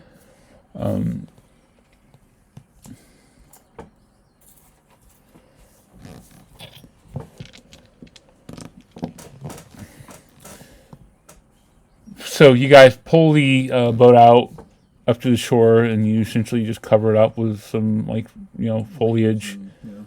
and Fronds. yep. And then, how do you guys wish to travel? Obviously, you're not taking the boat down the waterways there. So, question is, do you follow the shore, or are you going to be going into the hills itself and traveling into like the wilderness there? Both have like their advantages and disadvantages there. Which hex are we on? You were on this hex right here. The one by the mountain. Yeah. So this hex here, you do know that you're surrounded by 2 hills right here. And you know, like, if you get to here, there's a trail, and that would double your speed. So if you cut through the wilderness now, and you basically went to these 2 hexes in here, you would get to there within a day easily. That's assuming that you can find, the trail. But yes, if the map is correct, there's a trail here. If you were to cut through the wilderness and go to the trail, you would easily get there. If you follow the coast, you could possibly get there by the evening. So if you go through the wilderness, you would get there earlier, essentially. Okay. It sounds like the fastest way is through the wilderness. If this is accurate. If the map is accurate. My thought was just we walk along the water until we see an easier path up the hill. But Well, so we know that there's this trail here, mm-hmm. and we're on this tile. Oh, gotcha. So I think what Chad is saying is if we do go up 1 and then down 2, we cut that trail, and then we're just like Sounds good. double speed all the way down to wherever we're trying to go. So you're going through the wilderness then. Yep. Sounds good.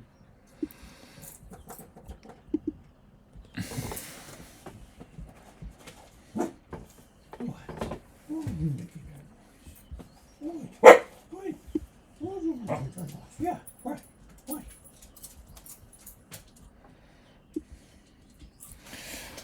All right. So, with that being said, then it will require a survival roll to basically, trek through the wilderness here to just get your bearings straight as you're traveling. You are currently going to be, essentially heading southwest through the hills, and mind you, like they are deferring to like you. They think you have a better idea of the how to travel on the island. They pick up on the fact that you guys have some navigational skills and things like that with traveling through the wilderness here. So I'm going to need a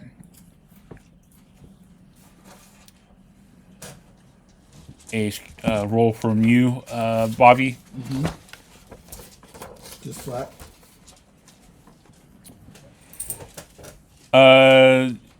No, you get advantage because you have Menakoa there as well, who has survival.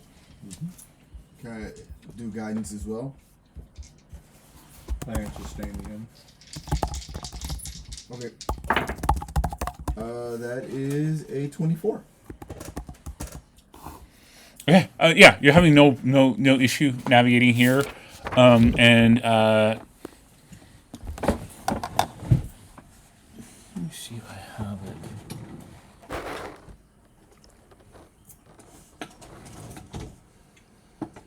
I think I'm gonna get color pencils or something like that, so you guys can do this. Color it in as you guys go because it's gonna definitely make a difference there because you guys are gonna need to track the map here. Yeah. But we don't have that right now. So basically, you are cutting into this hex right here. Cutting into that hex there it is hills, and then when you guys start going into the south and head basically towards there, still continuing basically southeast is when you start hitting jungle. Got it. Well, if you want to use pink or oranges, I'm gonna get like color pencils or something like that. So we don't have to worry about it right now. But I was actually looking online if there was like a tool that allowed me to just like fill in the places, whatever, the blank, and there really isn't an easy tool to do that. So I would have to. I'd have to go into a hex creator program and create recreate the map myself, and then I was just saying Photoshop. Yeah, again, like I'm gonna That's a lot of work. a lot of work A hextographer map could easily do it, but I'd have to recreate the map. That would take less work than anything. Or again, I can give you guys color pencils and let you fill in the places as you need to, and kind of create your own little color coding system, or whatever. So that being said.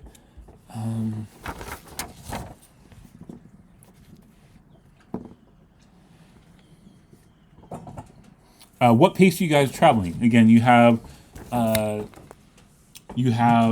essentially 3 different paces. If you travel slow, you will not get there in time. You can only travel 3 hexes, and that basically would get you to the road, and you would be a part of the way there. If you guys travel at a normal pace, which would be you can travel at 5 hexes, which would get you there. Especially if you go on the road, because that's going to double your movement in. So you'd be going 1, 2, 3, 4. Yeah, 1, 2, 3, 4. Yeah. So you can go there, but Yeah, I think normal. or you can go at a breakneck speed and get the minus of perception and get there midday essentially. Normal. No, okay.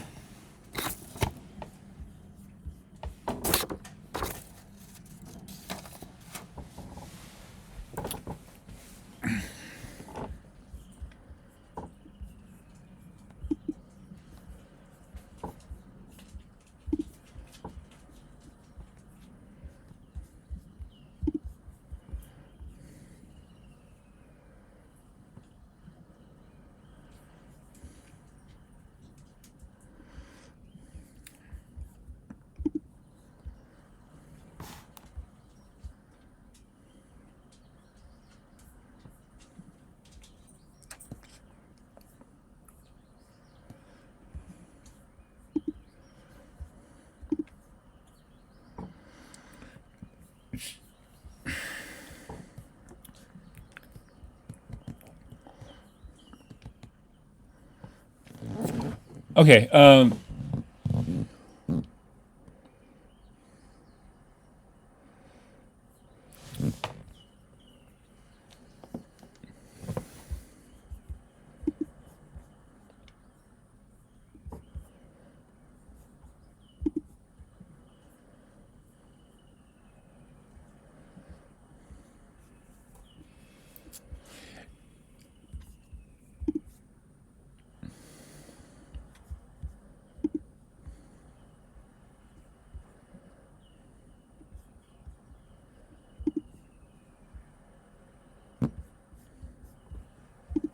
Give me 1 second here.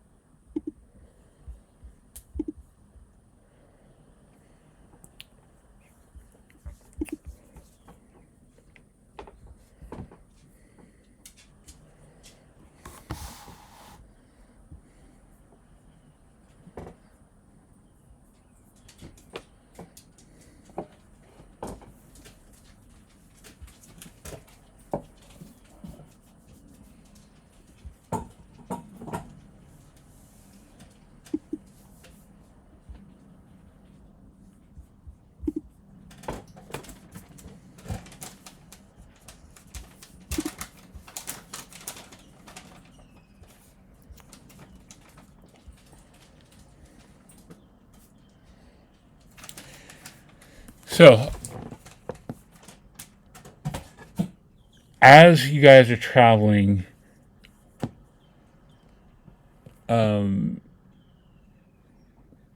Matt, Manakoa and Isadora, you both are getting the feeling that something is like watching you in this jungle.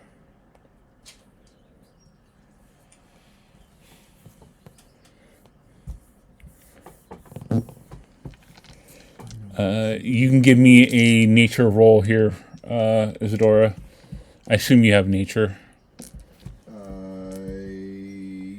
I mean, no, I don't actually. What's your total on it? +6. Yeah, you can roll it. All right.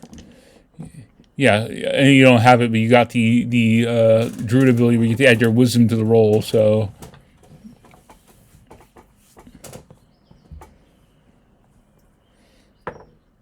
21. So you're being stalked at the moment. So like obviously this isn't like an aggressive predator. This is an opportunistic predator that you're dealing with right now. You don't know. You haven't seen them. You just know. You've seen like a shadow flash. You heard some noises and such that. This is definitely you as a group are being stalked. We should definitely tell Elso about this immediately. Animals like this are just again opportunistic, so they may not attack you. But they're basically you're getting the impression. You can give me a perception roll actually. 12. More than one, but you can't tell exact numbers. So it's not like one large predator or something like that. But you've heard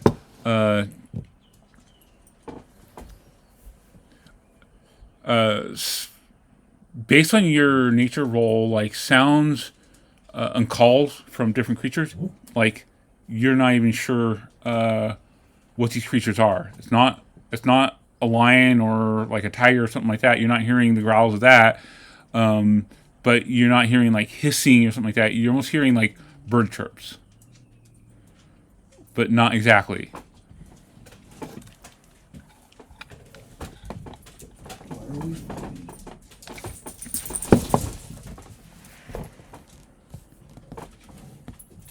There are. Yeah. You feel it too. I try to get.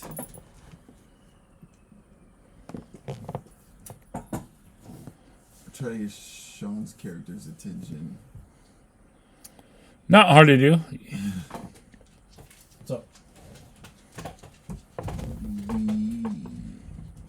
We're being followed. We are? Yes. Do you know about what? No. Something that knows its jungle a hell of a lot better than we do. Several somethings. Okay.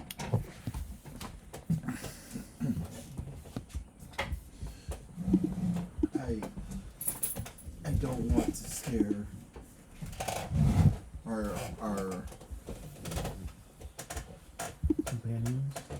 yes, especially the already scared one. Okay. But Do you think they'll attack us? hard to say. But we may want to let our friends know to be prepared in case something does happen. Also, I would tell everyone not to spread out too much. Okay. We should not separate. I'm gonna go find Merritt.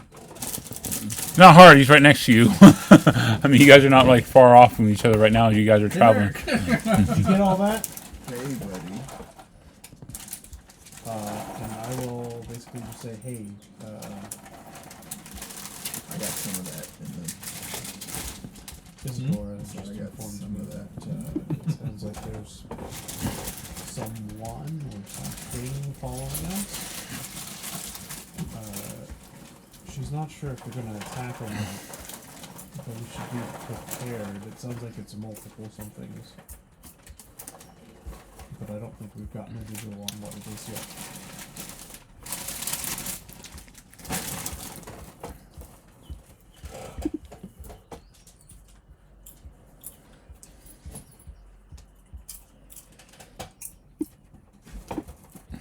telling you, not the other two, because the other two seem like they're having a bit of a hard time with it.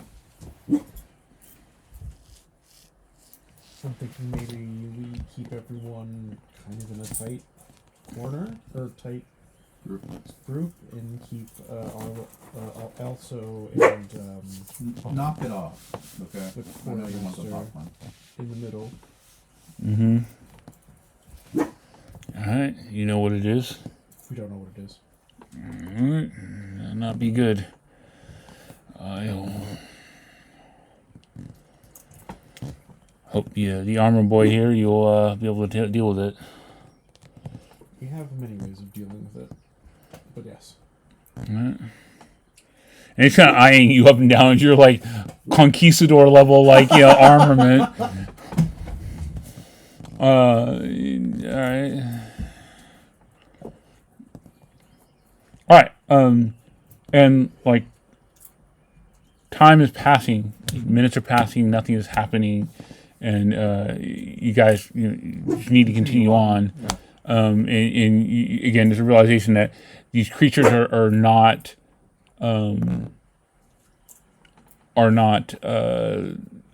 completely are not immediately attacking. You're being stalked.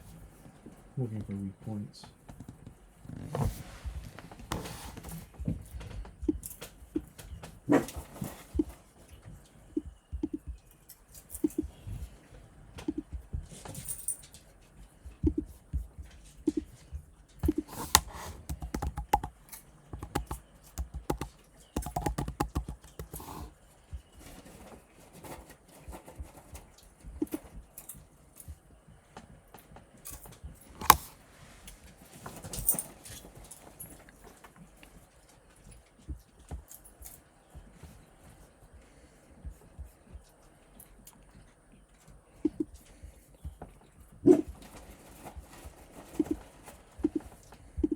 And so 10 minutes pass, 20, and it's, again, nothing is currently like out attacking you so far.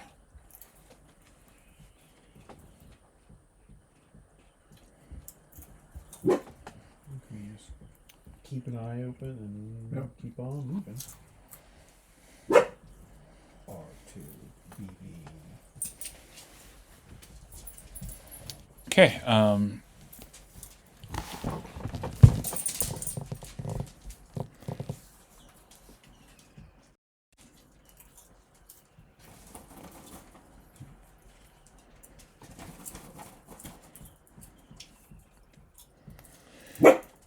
As you guys travel on, you are now like thick in the jungle there, and you are getting close to where this road is, and eventually you see like the road.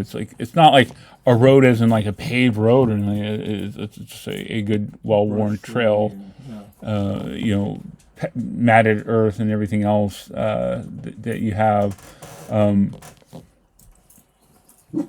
and that's when I need everyone to give me perception rolls.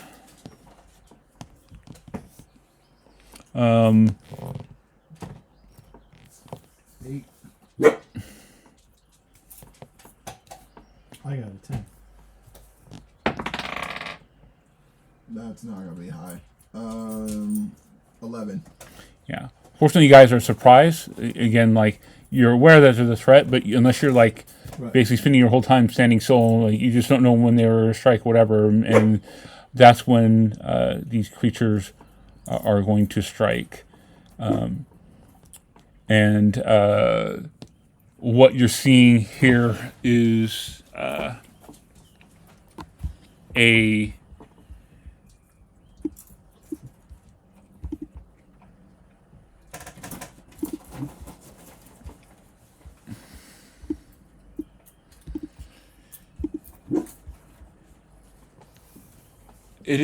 looks to be like a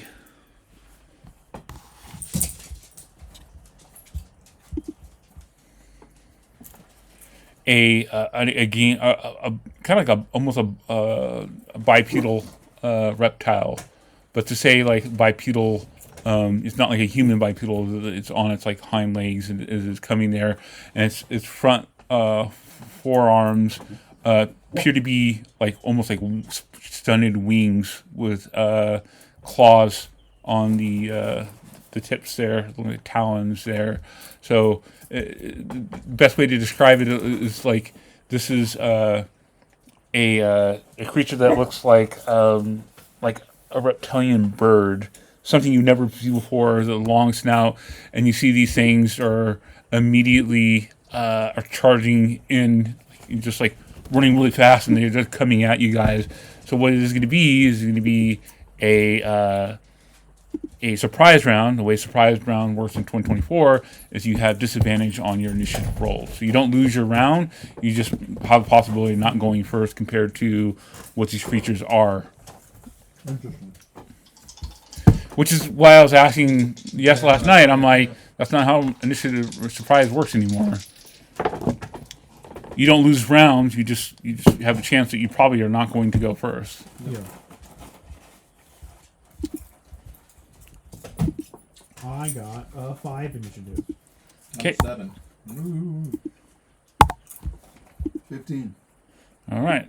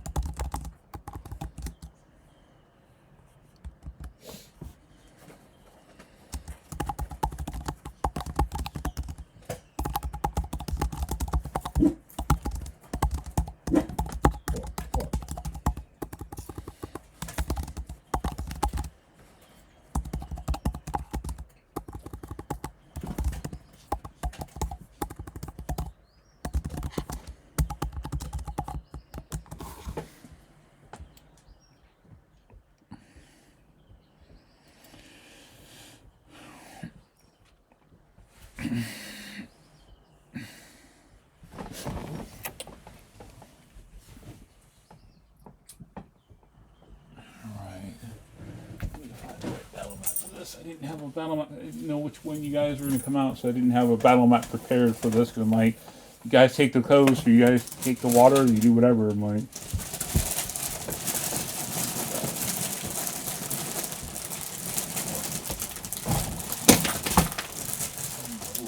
Don't eat those.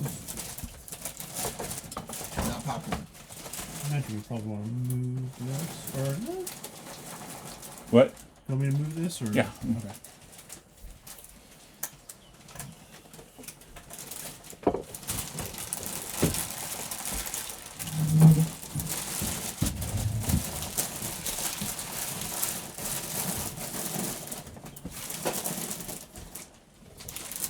Is there another? No. I haven't discussed anyway. What?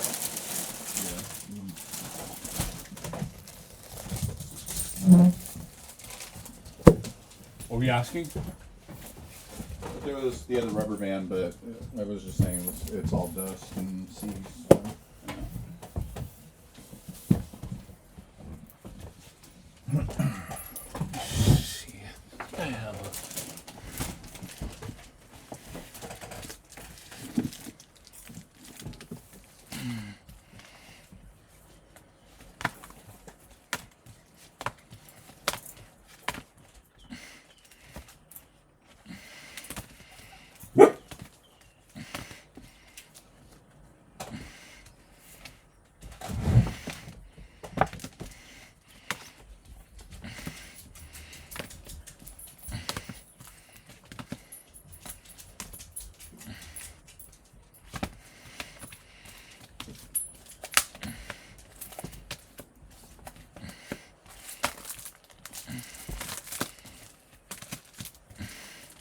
Yeah, I swore I had a jungle bound.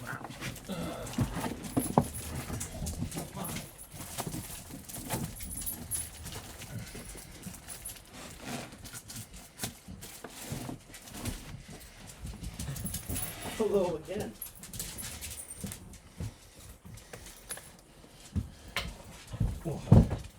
What?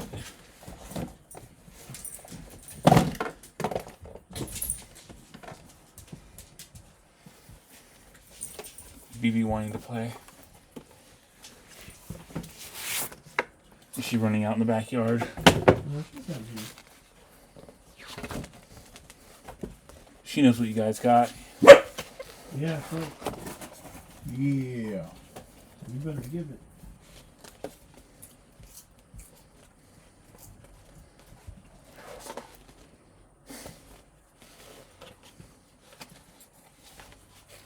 Camping on Desert Island. Sorry.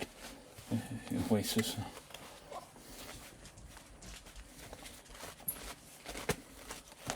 Actually, this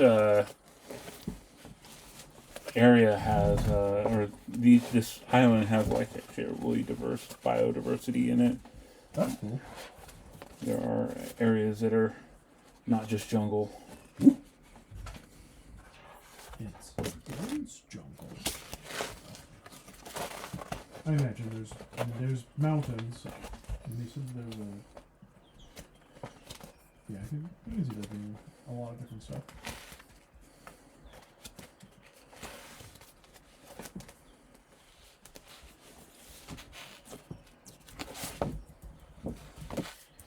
This is close enough. Trail you guys found.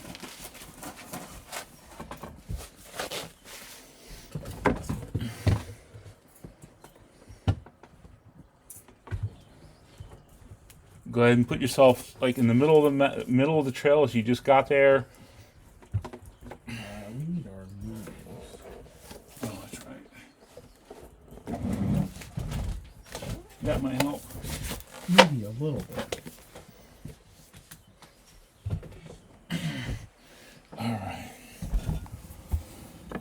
Sean.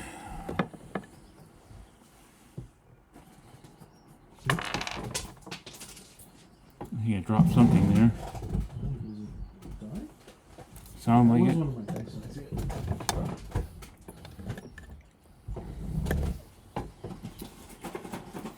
That's you, a bard.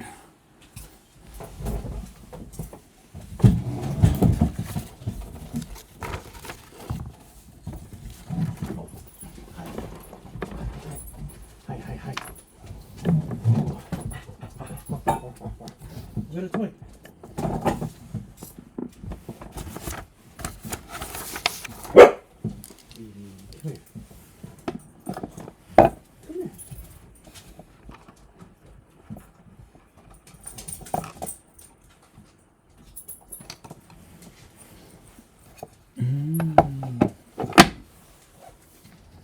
You find your die? I did, yeah.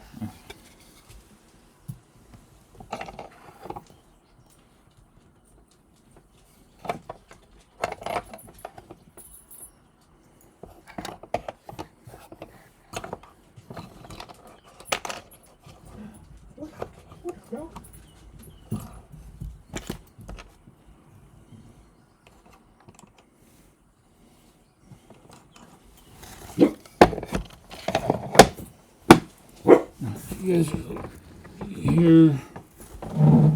And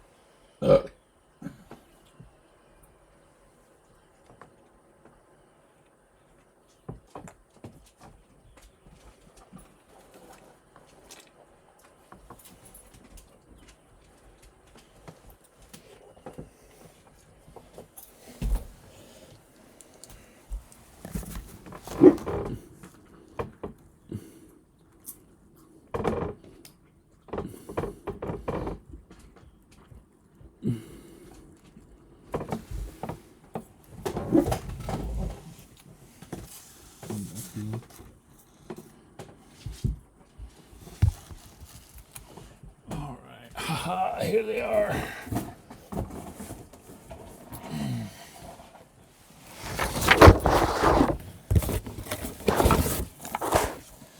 I keep thinking of the Jurassic Park with the spitting lizard.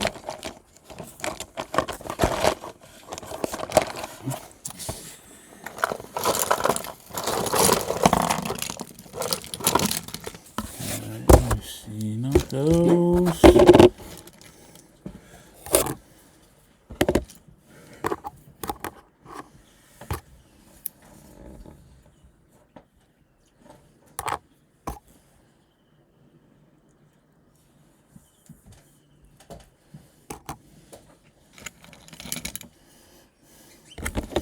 Yes, it is Jurassic Park, but it is not the spitting lizards. Like these. Those.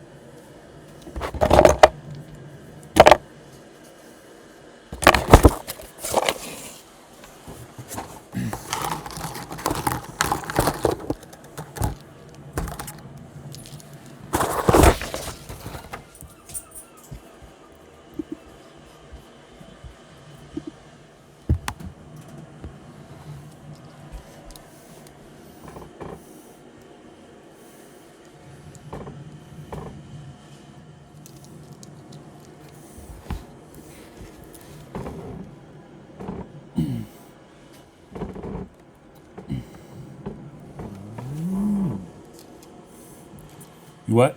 So I knew.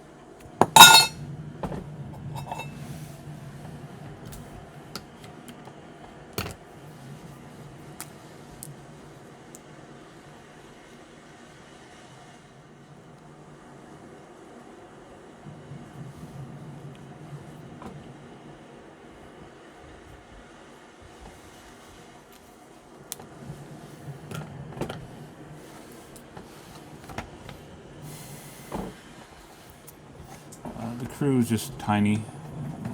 There. So let me see those. Dora, Manakoa, Wolfric, and Tiny. So.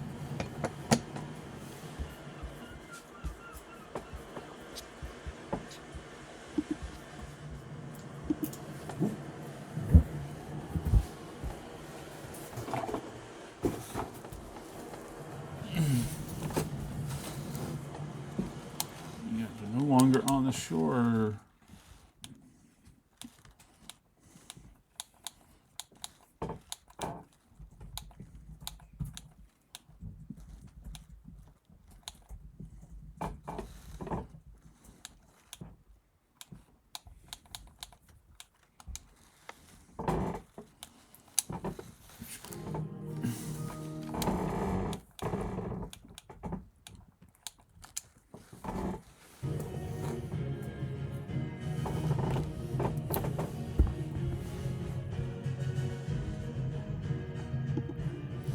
So, sudden rustle breaks the uneasy quiet, and then there's just this burst of motion as you see this pack of just lean, sinewy forms leap from the dense jungle undergrowth, covered in molten brownish colors, scaly, yet feathered, like body about them. Mix of like amber and brown molted colors. Sharp feather-like frills down their back and all the way to their tail. Definitely have like a coiled and predatory grace about them. Each moving with a kind of low stalking gait as they are coming rushing at you. Eyes gleaming with this kind of like feral cunning about them. Just before they just completely just explode in speed. Their jaws open up and they give out a raspy screech. Is not like a reptile, nor is it a bird. It's just something just more different, more inhuman. And as you see several of them start bursting, you see behind you as well that these creatures are cunning predators, as they seem to have circled around as you guys are traveling to try to box you in, and the jungle itself just seeming to come alive around you as they come at you. And with that, One might even say clever. clever girl for sure.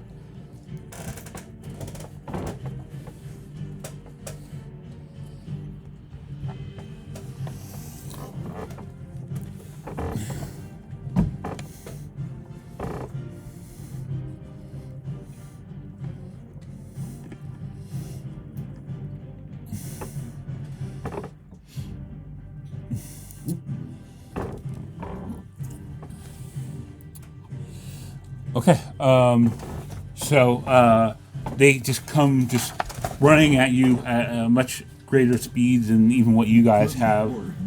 What? That's a good lord. They have better speed than you guys do. They just come rushing in, and immediately as they come at you, they start like just jumping up with their front talons and just immediately just like almost like tackle you. And so,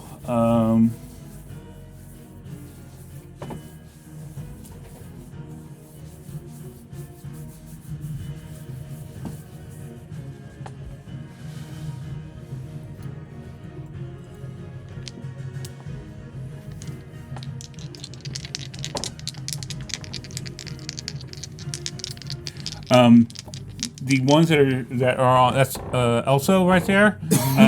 One of them is just assisting the other one to basically do this. Again, they're applying, almost like predatory pack tactics as they're assisting each other to take down prey. And so this one helps the other one to basically do this.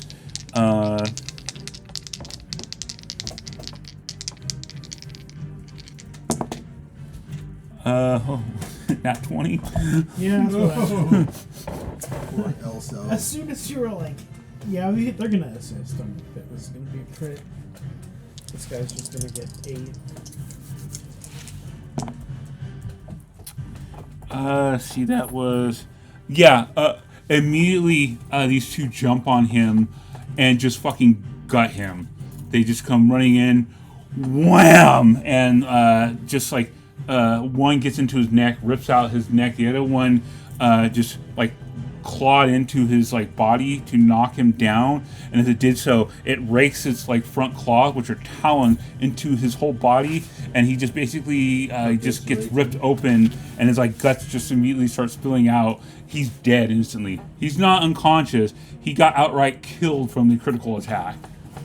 Well, you didn't feel too much of it, I guess. Like, You what? said, at least he won't suffer, right? All right. Home screen. Isadora, you're getting attacked as well. Okay. Similar, this thing is trying to pounce on you. So another nat 20.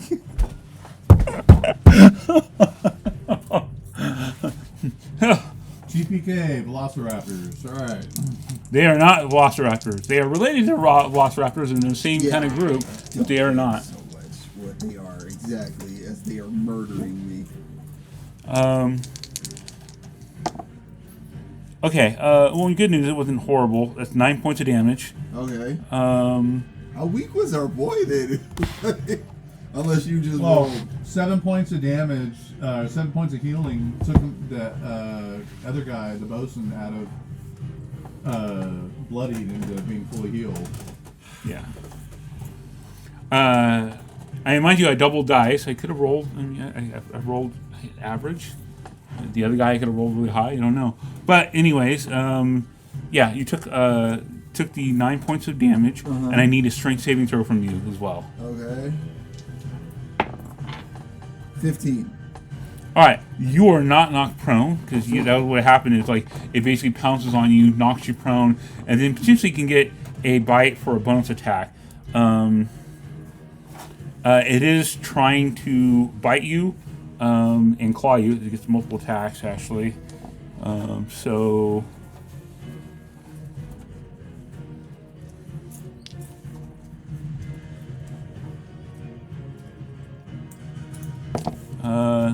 That is a 13. 13 just hits. All right. Your AC's not great here. Yeah, because... You take 5 points of damage. Okay. And Yikes. it misses with its bite. Okay. Okay. So that is Merrick there. Merrick is just getting attacked by 1. So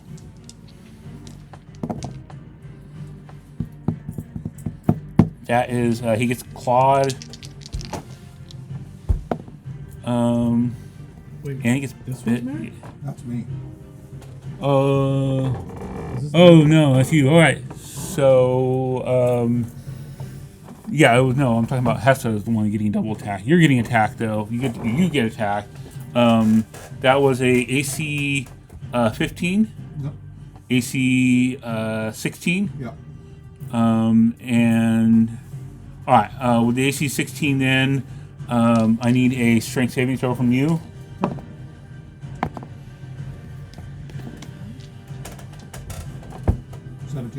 You're fine. You don't get knocked down, which affects us like you can get like a bite attack on you with you're prone and be advantage and that much worse. But you do take 6 points of slashing damage, and this last bite misses you. So yeah, so the thing just like jumps on you. You back out of the way as it tries to knock you, stumbling on your feet here, and then. Hessa is getting attacked by 2 of them.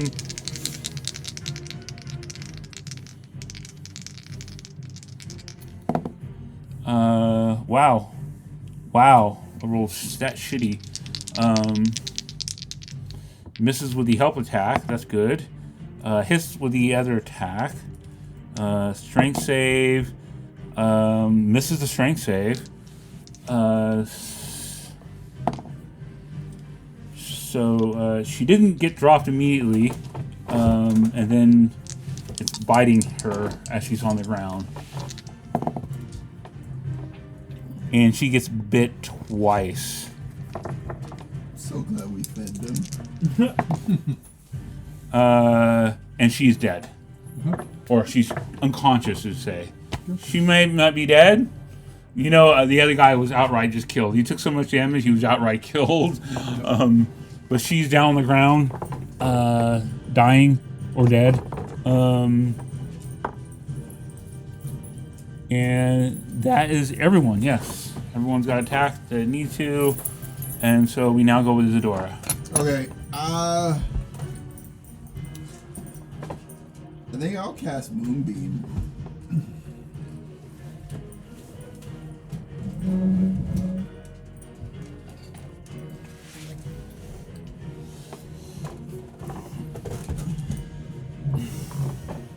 On this guy here.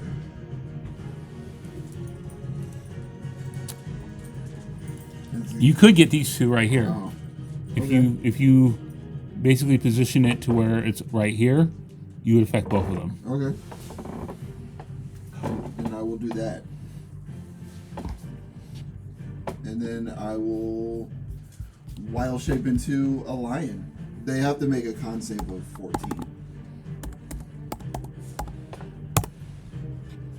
And you can wild shape as a bonus action, correct? I believe so. Yes. Okay. So 2 con saves. Yep. One missed, one made it. Okay. One rolled a 19. Wow. All right. So go ahead and roll your damage. Yep. Trying to find my. Here, I'll just do this.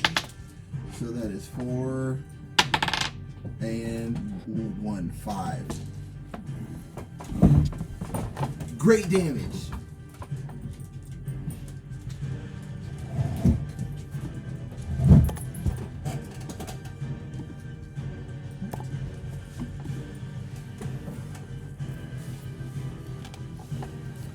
Okay.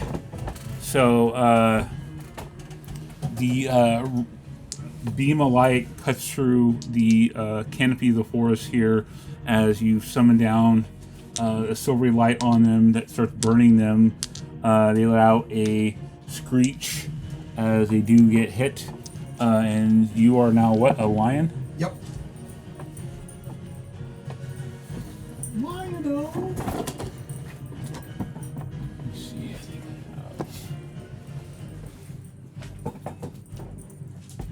Let's give you the Displacer Beast again. Cool. That means you could be like this right here. All right. We told them this was a lie. And the two dinosaurs, they turn into druids. They were shapeshifts now. Oh, you should have told us. We didn't know. Sorry.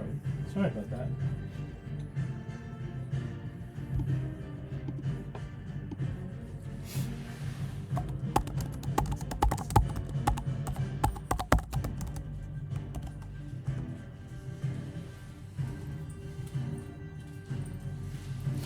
So that was you. I assume you're not doing any movement. No, because I don't want to take any attacks of opportunity.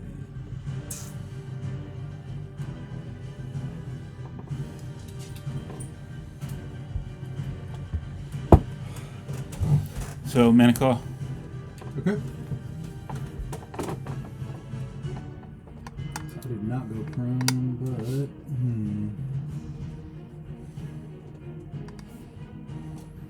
So they took damage on the start of their turn, right?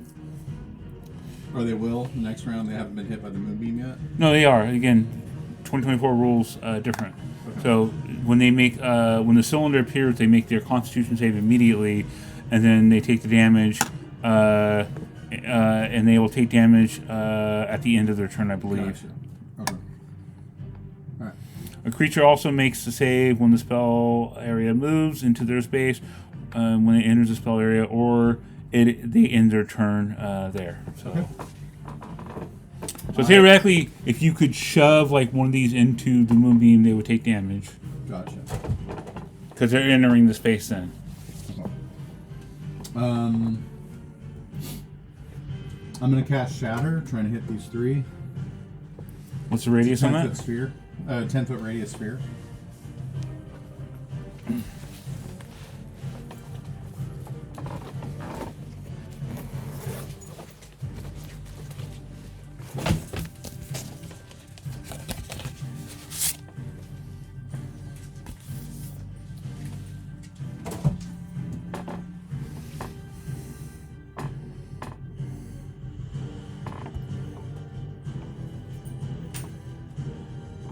Think that works?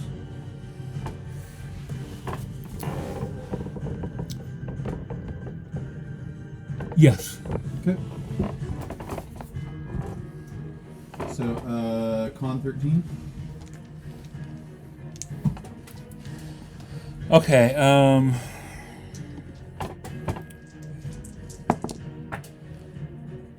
Made it,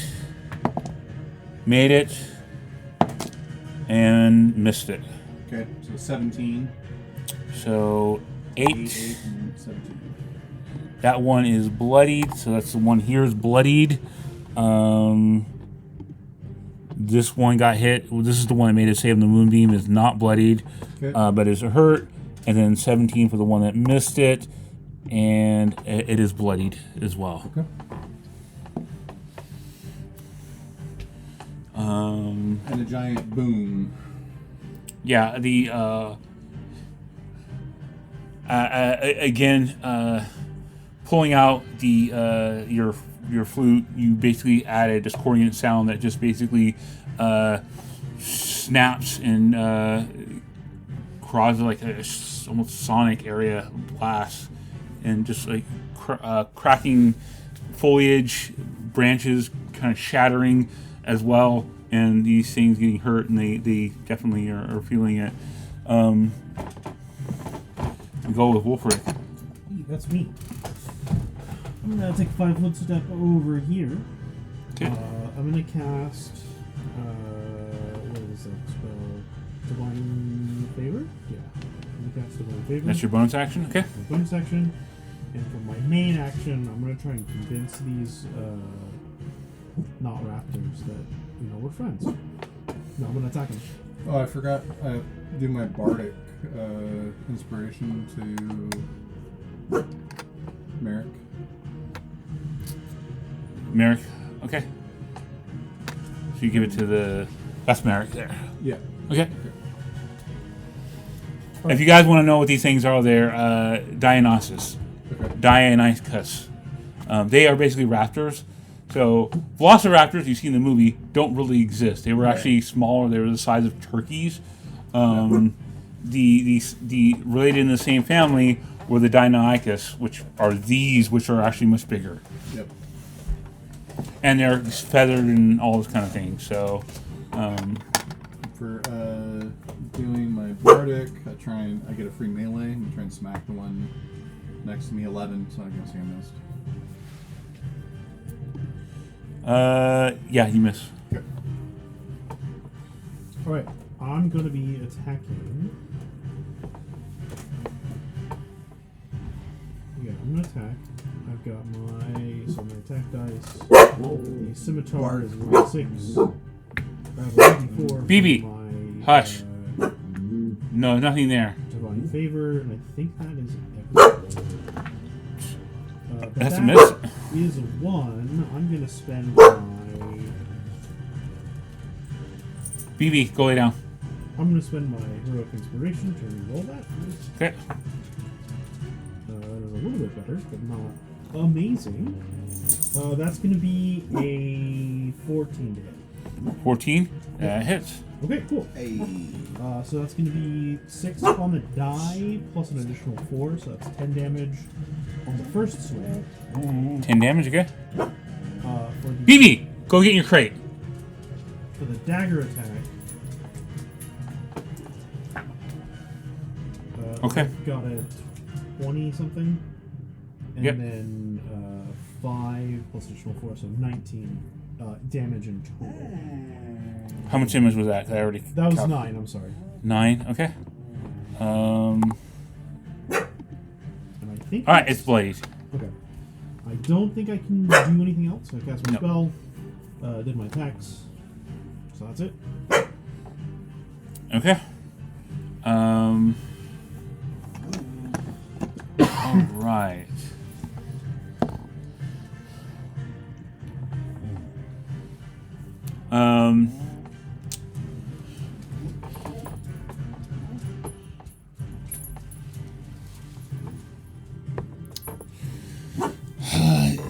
He's going to attack that one right there, the one that's bloodied. He hits. Rolled a 15. Wow. Nice. Phoebe, what's the matter? Does not drop it though, but does some more damage to him.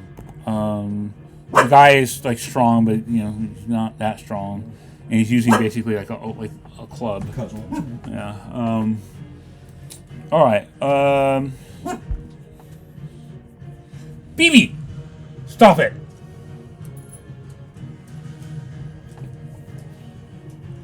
He's bleeding out. The other one's dead. She's bleeding out, I should say.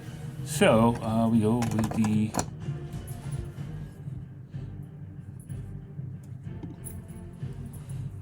Deinonychus. And... Alright. This one here grabs the body of your fallen companion and is immediately just taking him away. That's all I can do because he has to spend the action to actually grapple this guy and pull him. So he's pulling him.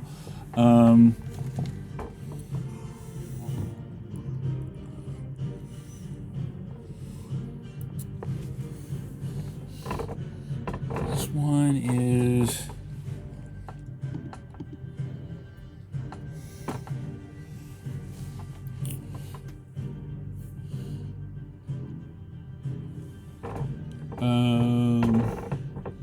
he's actually going with going with his companion and grabbing it too, just trying to drag the body away.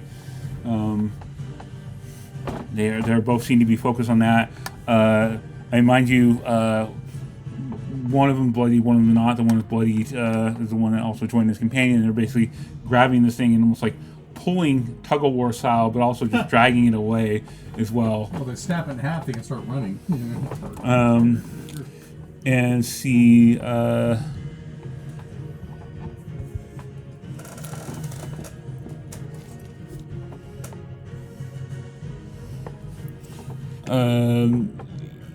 he's attacking her on the ground.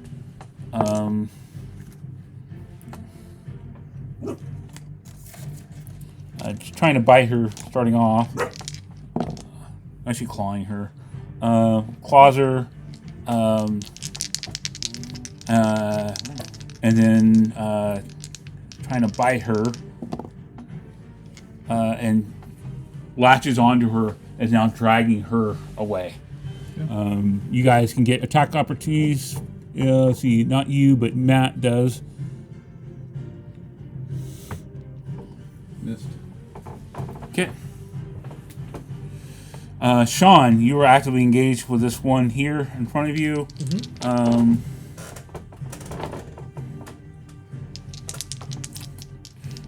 Disengaging, actually. Takes the disengage action. Goes there. Matt, you're getting attacked.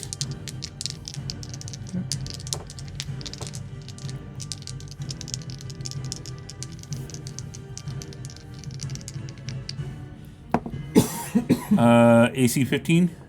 Nope. AC 17. Yep. That is 4 points of damage. Okay. And then it's going to do a bite. Misses the bite. Okay. And then Merrick is getting attacked by his creature. Merrick gets hit twice. Claws.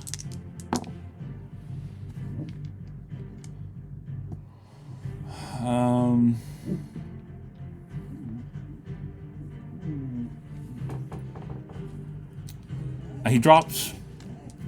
He goes onto the ground and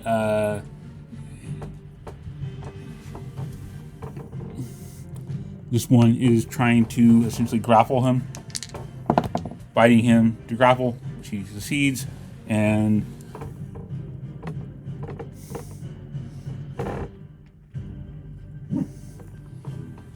pulling him away now. Isadora.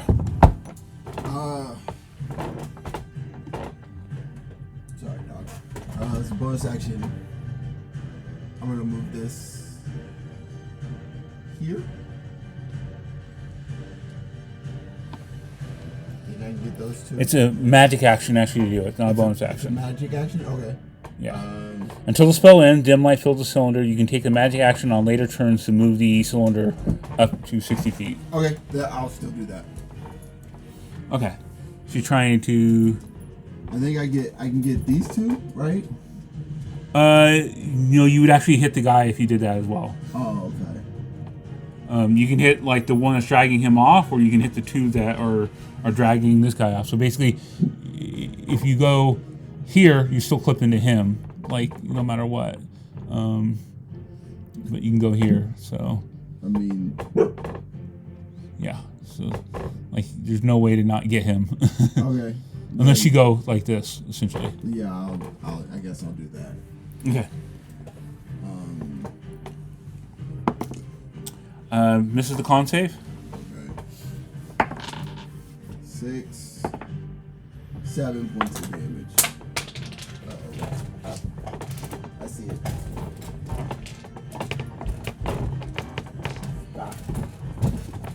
All right. This one drops. It was already wounded.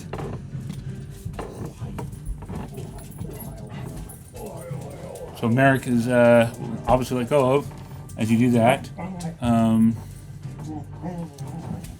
Anything else? Well, I'm not taking an attack, right? So in this form, that's just my action, right? That is your action. Right? You cannot take an attack because the magic action takes your full action. That's what I thought. Okay. Why are you barking? Why are you barking? Come here. You're very noisy. I will.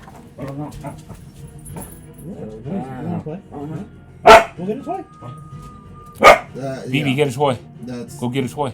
that's it. I'll just do that. Where's your toy? Stop. Hush. It's my turn. Okay. I assume you're going to do anything else. I don't think you can do any of the bonus action, so Except cast Shillelagh, which you can't do it while you're in that form. So yeah, makes no difference. Manakoa. Do I know that she's dead, or if she's still alive? Not outright, but I mean, she was attacked while she was down. So good chances are you would have to take the study action in order to like basically Yeah. do it. So you don't know outright, but all assumptions are Yeah. probably. Dead. Yeah. But Merrick's probably still alive. Because you saw, like, she dropped to the ground and then, And then got hit again, she and then clawed bit at him, and then dragged. bit and dragged him. Yeah. All right. So I will cast Healing Word on Merrick.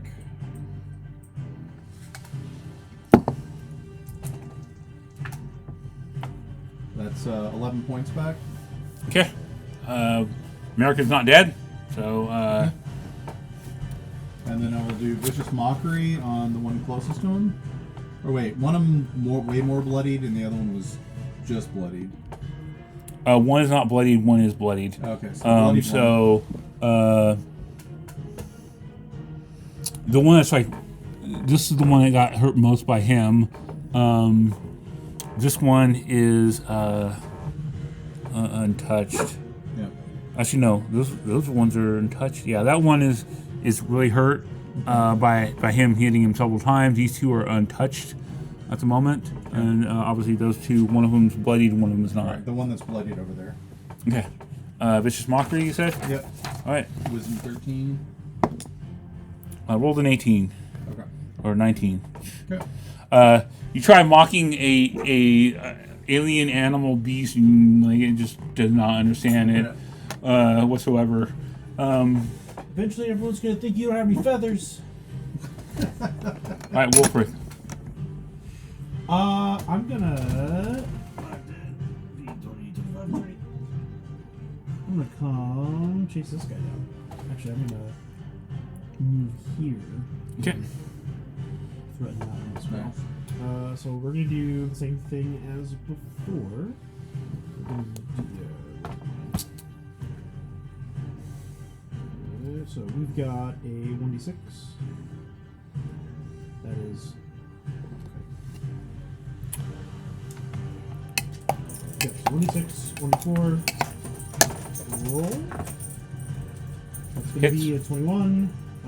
Not super good on the die. That's 5 plus 4, so that's 9. With a glowing blade, you fell that one that's in the back. It was already injured quite greatly. And then You can hand it to me. and I'll spin around here and stab this with the dagger. I think that will miss. Yep. Okay. That was your attack bonus action. So now we go with. All right. He stands up, seeing the two here, not wanting to possibly leave its threat range. He's going to attack it. Missing it as he's like He still has standing. Bardic, right? Oh yeah, he does. The D6, right? Oh yeah, D6. Yeah. He hits.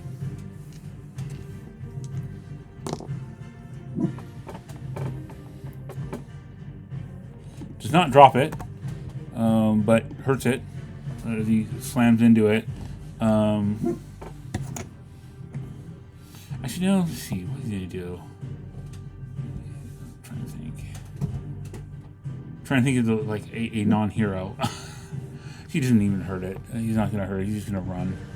He can spend his action to disengage it. Disengage and run. Yeah. Well, he can only half move, so he just 1, 2, 3. This Trying is to. still healing, right? Yeah. All right.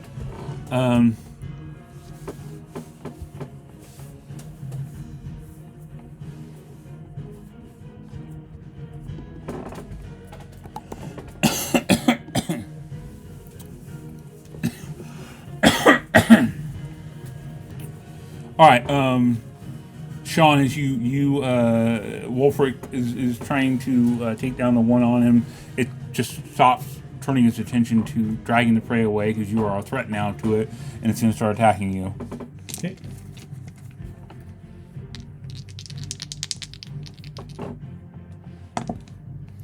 Let's see. 2 claw attacks. Shit, nat 20. And a miss. I'm just fucking you guys up tonight. Rolling all the crits.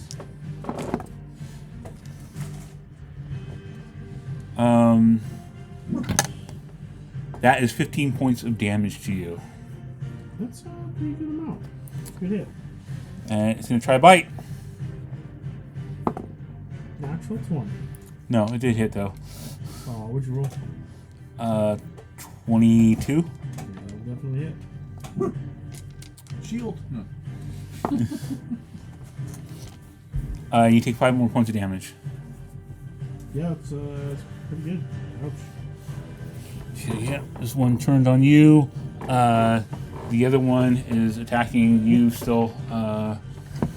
Seeming the lion next to you has not made any kind of threatening gestures to it.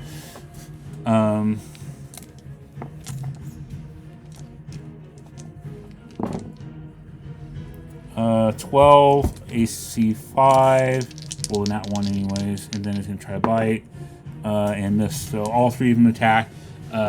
While the line is not providing a threat to it, it's still trying to keep track of him, and it's distracting it as you are just kind of like now just like dodging and weaving in your dance as you do so. Okay. The one that is not bloodied is actually going to go back and try to go after Merrick now.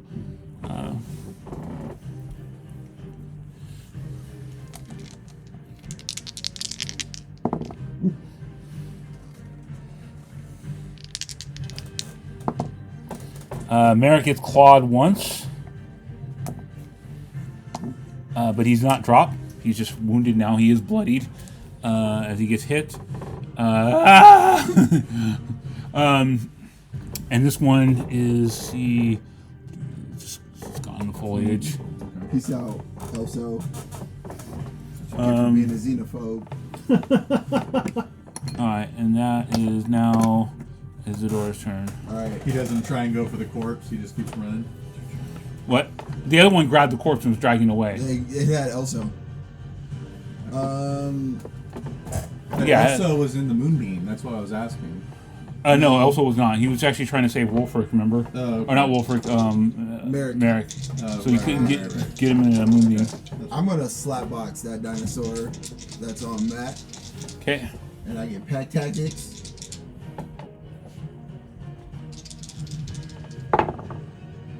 Ooh, I'm glad I did, because that is, what is that? I mean, it's a 24. Yeah. 8 plus 3. There it is. 8 points of damage, Okay. and then I guess I'll go again. Okay.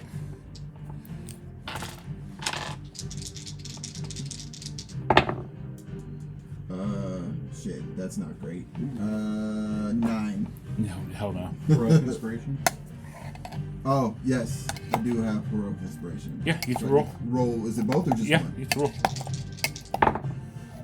That's a lot better. 20. You hit. Alright. Pretty sure you can. I don't know. I'll look it up later. Woohoo! Repeating the roll. 4 points of damage.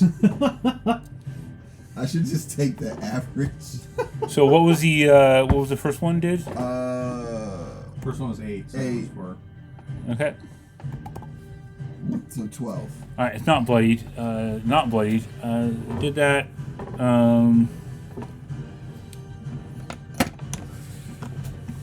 Manakoa.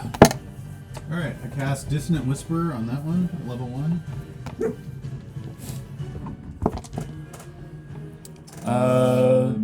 Wisdom 13. Nope. Got 11. Okay. So he's running. Go ahead and roll your damage there. 13 points, and I'm pretty sure he runs through the moonbeam. If he's running directly away from me.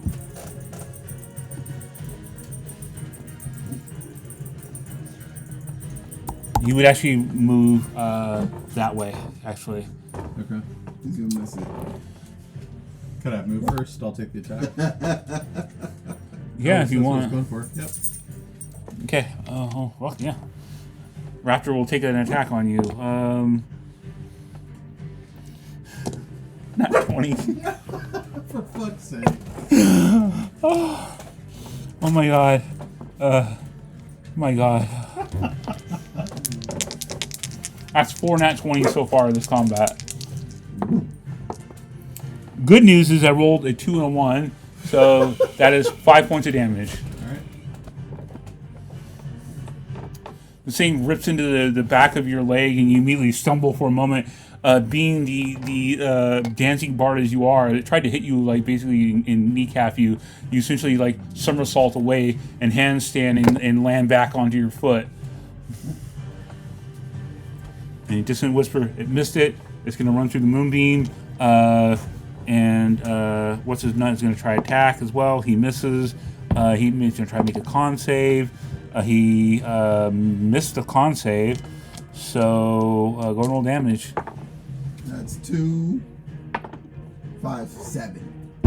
And I did 13, so 20 total. Okay, it's dead. It was the moonbeam that finally killed it, as it essentially was running out. Wait, that's not one. Wrong one. Yep. So 20 points of damage. All right. The creature immediately screeches out in just like pain as you just start blowing on your pipes, basically causing like this discordant sound that like almost only it can hear, and it immediately runs through the moonbeam. As it does, it just gets dusted, completely just like burned, from the radiant damage burning it. So that one's dropped there. And any bonus action? I will give Sean Bardic. Okay. Mark off the resource. Alright, I'm gonna do the risky thing. You what? I'm gonna do the risky thing. Instead of laying on handsing myself, I'm going to attack this. Uh-oh. Risk it for the biscuit. Well, lay on hands is bonus action now. Is It is. Yes. Wow. So you can just make your normal attack Yeah, and I'll then just- lay on hand yourself. You can touch yourself inappropriately. It's a hit. It's a hit. That is also max damage. So that's going to be 10 plus 4, so it's 14. All right. That one has been untouched so far. So 14. Okay. It is now bloodied.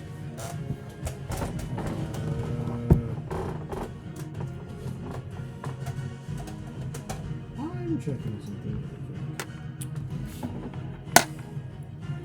You have dagger as one of your weapons, right? Yes. Then you get to do it as part of your attack. You do not. Yeah, I was checking the. You get to do it is basically what it is that if you have, let me see. Yeah, it's the way that I understand it is that you can make an extra attack as part of the main attack action, Right. Yes, but it is a separate roll. Right. correct. Luck, can I spend after, or do No, I need to luck's spend before. before? Okay, so I can't use luck. That will be a miss then for the second attack. You have bardic, so Oh right, D6. D6. Roll.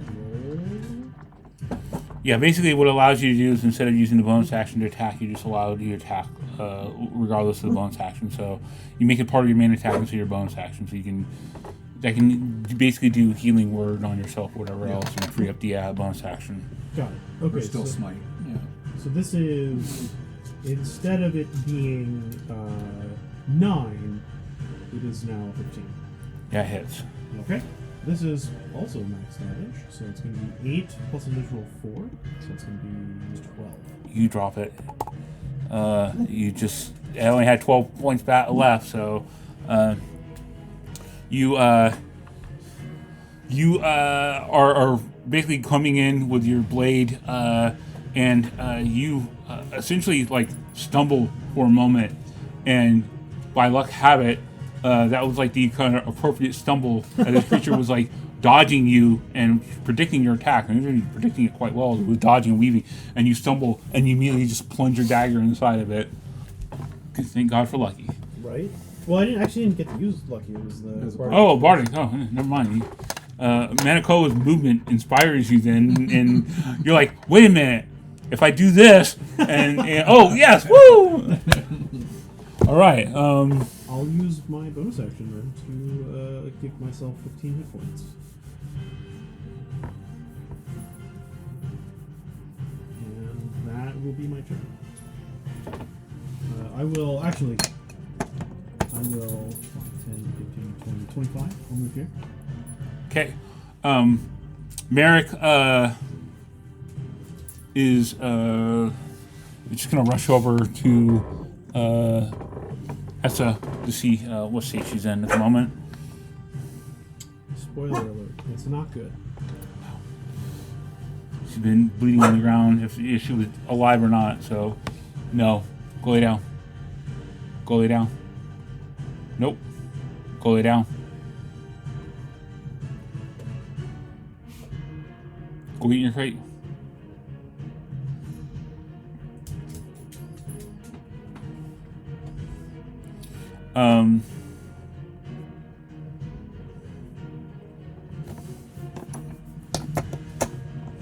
Alright. You can come out. Come on. You're free. Yeah, come on. Alright. This dino is going to try to disengage. It's completely surrounded. The other ones escaped. Some died. So only one of them escaped, actually. So this one is going to try to run.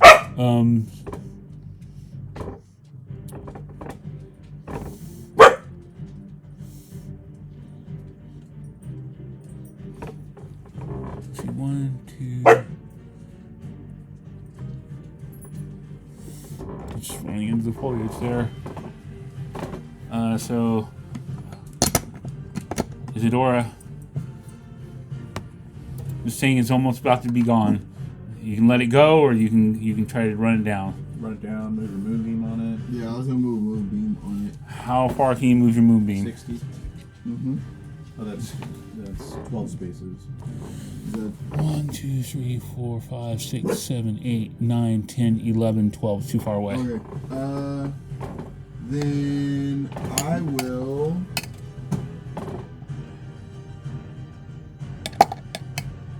You could recast it. I mean, that's the other thing you I'll do. cast Starry Wisp. Okay. Go and roll your attack. 19. Hits. As the lion opens its mouth and Ooh, that is 2. 2 points of damage. It does not drop. It's I'm- bloody though. I'm not good with the spells apparently. All right, Manicola. 10, 15, 20, 30. No. Well,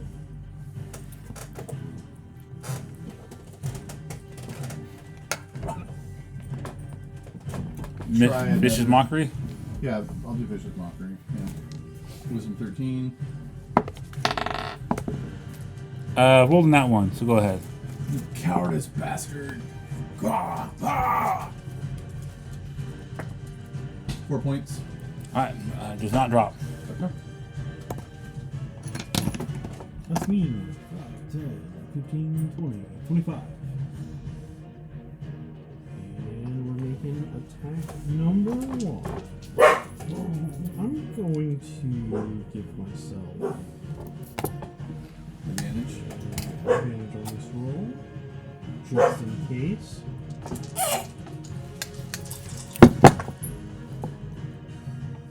Well, definitely hit. It's an 18 plus 6, so 4. Damage is 6 plus 4, so it's going to be 10. All right, tell me how you kill this. So this thing is running away, and we're all kind of chasing it. I chase after. I ended up. The dissonant whispers causes the creature to like kind of cower for a second, and gives me the opportunity to catch up to it. And I basically just jump over and kind of stab it in the like kind of here in this like hind leg area, and then with the knife I just kind of slit its throat. Okay, so you come rushing over. You basically hit it in the back leg, causing it to basically tumble to the ground. It's on the ground, just like squealing in pain.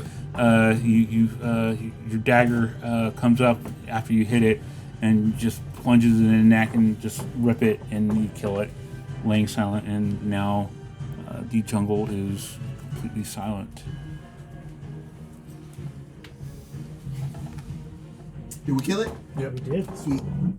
Only one got away. It only cost us 2 people.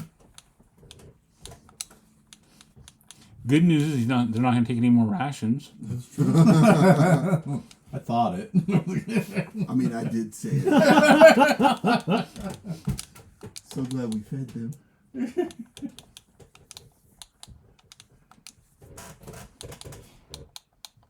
Dinosaur meat's on the menu, boys.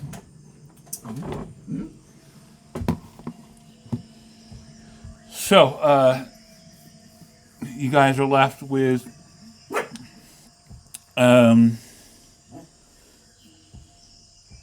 these creatures on the ground, dead.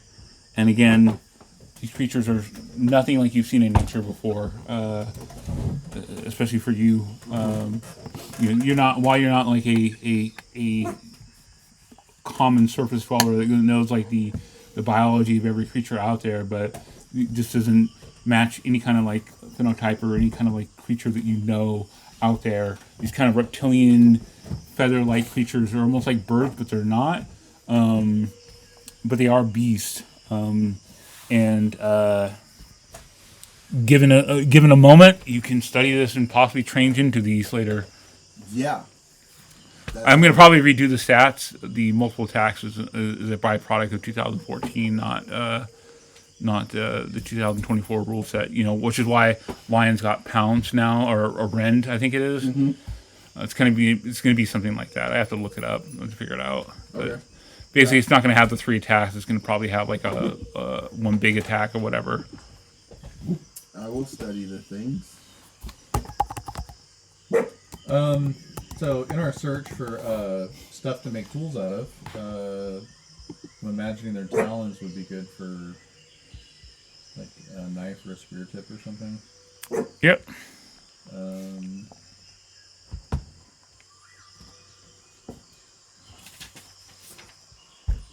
I'll collect some teeth from one of them to remember the kill. Make a necklace out of it. Like shark's teeth necklaces and stuff like that are common.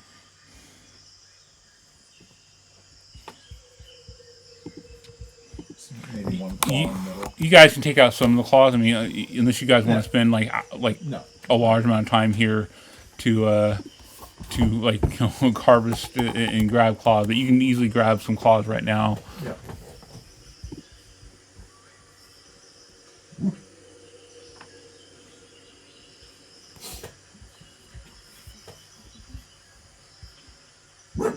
Dangerous creatures.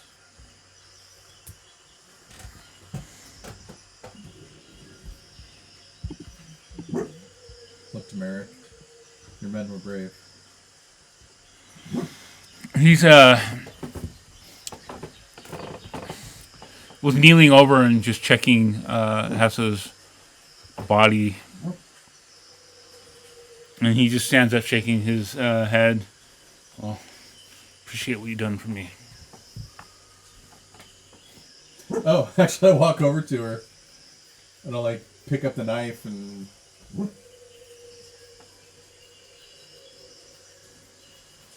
She had a knife, right? Yep. He takes the knife. Huh? Oh, he does? Yeah. Okay. I mean, you can insist on taking it. No, I was. He sees me gathering shit to try and make weapons, so.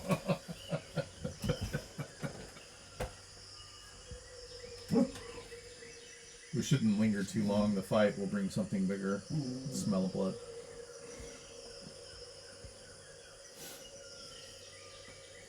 Yeah, I agree. Maybe after a ways we can take a small rest.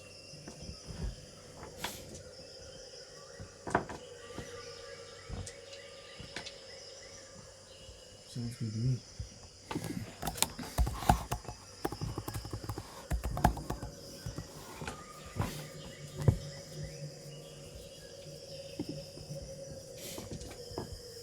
I think we keep moving. Yep.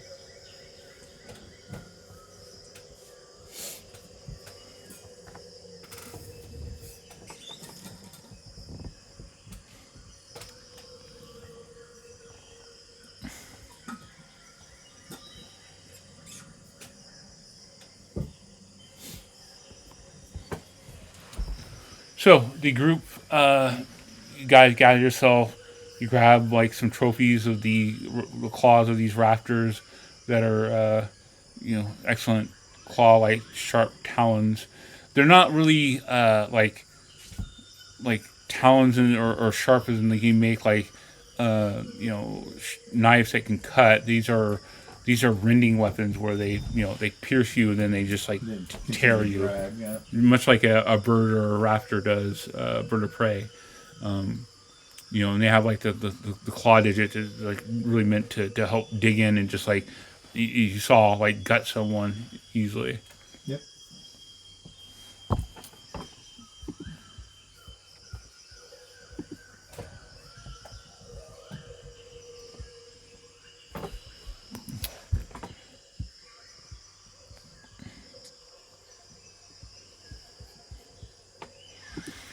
And so you guys travel on. It gets getting into the late afternoon. As you guys travel down, essentially you're following this trail now and this road is now just leading into the jungle. But the trail is fairly quick. As you move south here, you don't encounter any other beasts or anything like that that are here.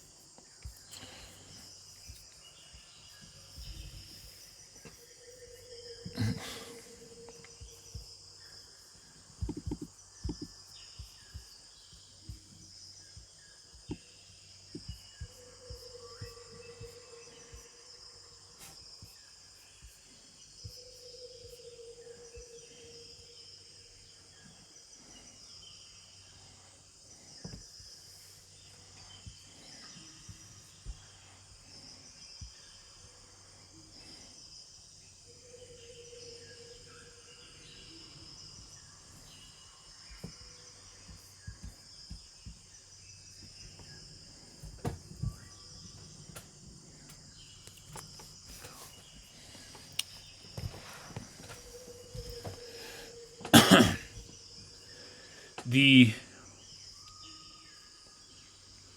road makes it fairly clear where you need to go, and eventually, as you travel through the several miles through this dense jungle road, or path, I should say, more of a path, you eventually see before you this massive wall. It is 50 feet in height, built with huge stone blocks to cover this, and it stretches from eye to eye on either end. You don't see an end to it. You obviously, considering the jungle, you can't see like that far out. You have a very limited view, but you are seeing this massive architectural wall made of stone, and you see in the middle there is a large gate, double doors that are it's hard to imagine a giant goes through it or something. It's hard to think. And you see that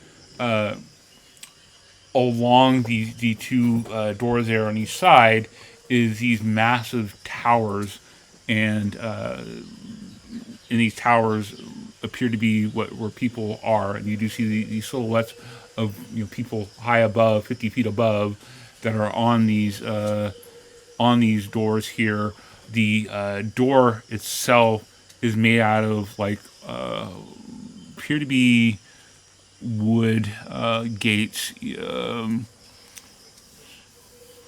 Seem to be barred, or not barred. It's the doors themselves. It's a double door, 40 feet wide, 40 feet tall. So almost as tall as the wall itself there, and fairly wide as well. It's hard to imagine what this is an entrance to. Yeah. This isn't a gate made for just a person. No, Yeah, it's like a Godzilla gate or something. King Kong gate. Yeah. iGame, the creators that built this wanted to create a Kong Island, basically, and they were inspired by the idea of King Kong and the wall and the door and all that. So you seeing this massive door there, and there are two large braziers that are on each side of it, illuminating this, and out of the gloom and darkness of the jungle here, you see this glowing, ominous fucking wall above you, and the top of the walls have light sources. There are not light sources down below. The only light sources down below are at the gate itself. These people and are guarding the entrance, and you see further out.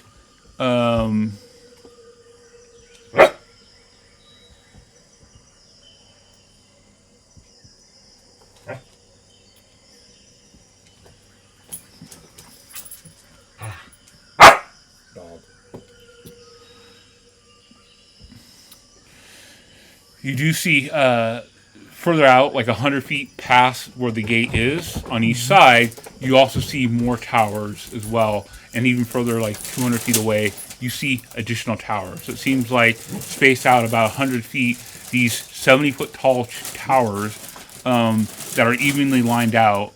And you get the sense that these were probably maybe manned. You can't tell exactly. It's a little further away. The ones that are 100 feet away, you see like the faint silhouettes of people and people movement above, barely. Again, we're talking 100 feet down the road and 70 feet up, so it's not like the best thing. But you get the impression, especially Isadora and Menacoa being like slightly perceptive people as they are. You get the idea that people are on these like walls and the gates there. And these are square towers, made from, again, stone.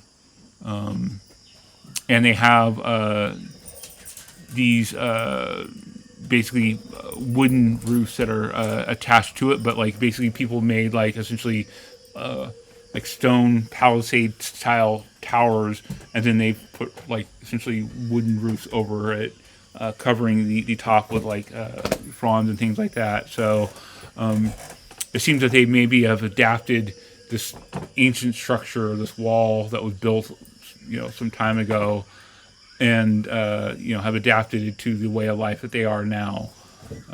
But yeah, you see again, massive gate in front of you as you are approaching now.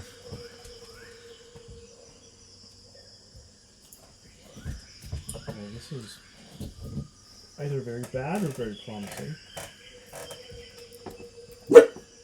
In what way? Well, if they won't let us on the other side, or let us through, well, find another way. And if they're friendly, but presumably they'll open it.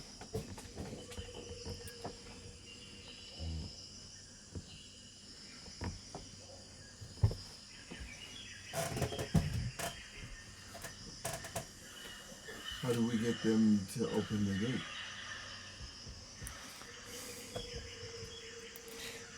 Hello there!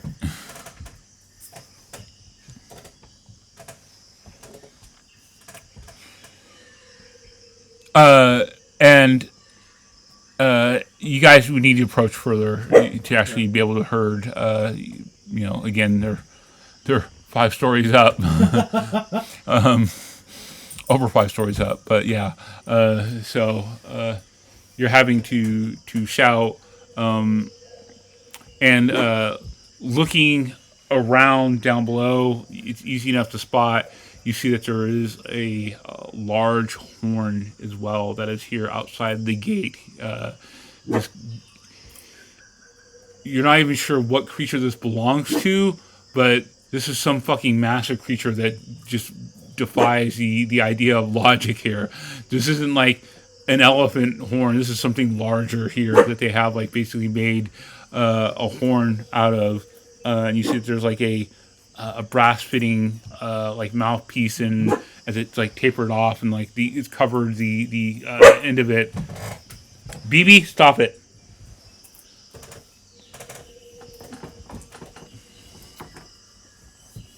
Interesting.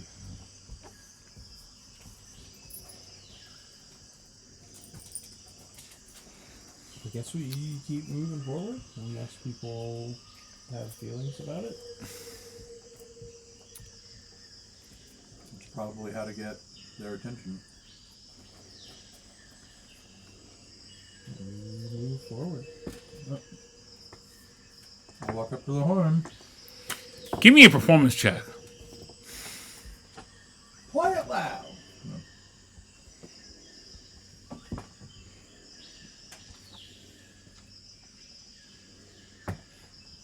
21. You let out this like large baritone blast of sound, and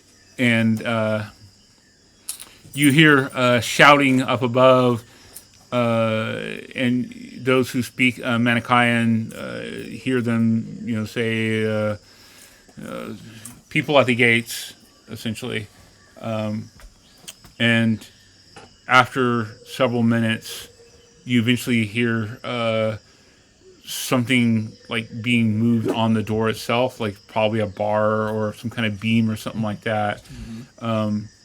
And after a moment, one of the two gates opens up, and you realize that this door is 5 foot thick as well for wood. And you see that there are several of these villagers here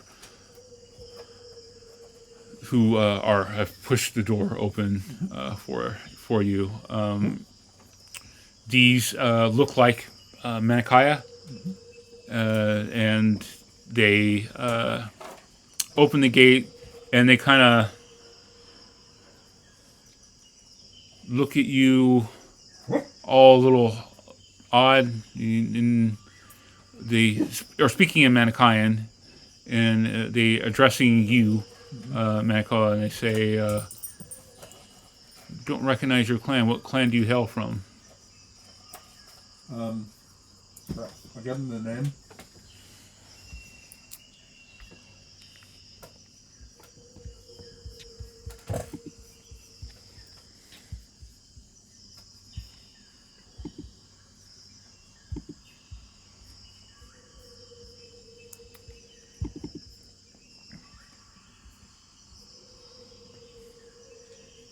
The pause is part of the name.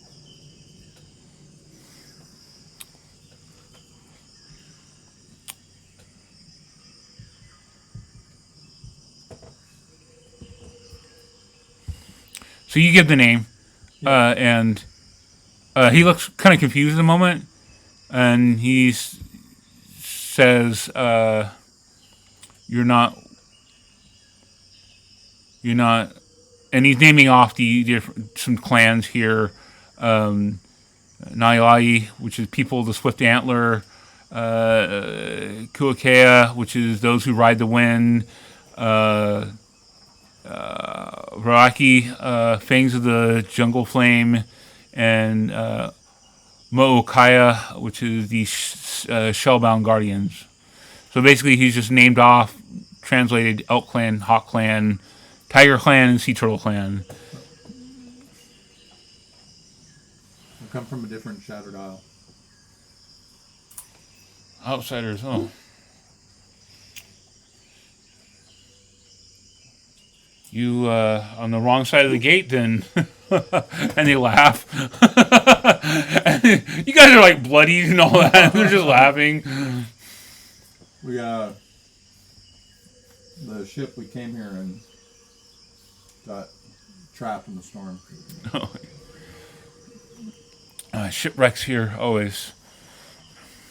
Not many make it through the jungle. But you found the trail at least. You found the gate. We were 6, now we were 4. We were a lot more. You speak the tongue of the Manakaya. A little. Looks a little surprised. Most of them don't speak the tongue when they come shipwrecked. I did not know he spoke it.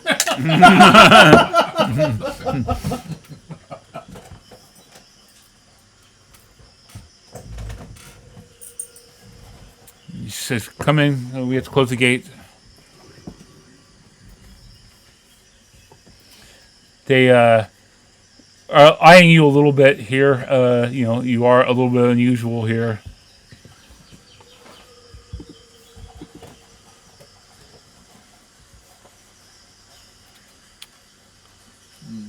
Good point. Do you speak? I'm in Manakaya.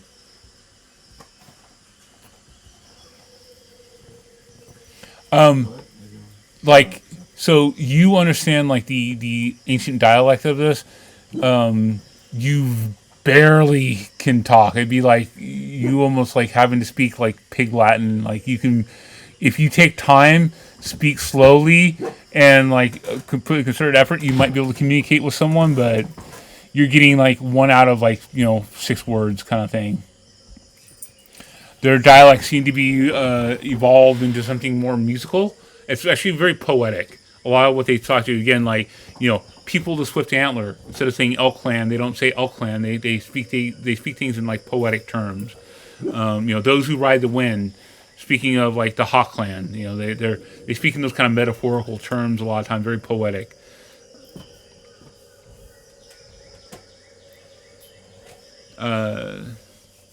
And after you guys, basically come in, then you see them essentially pulling some ropes to pull this shut.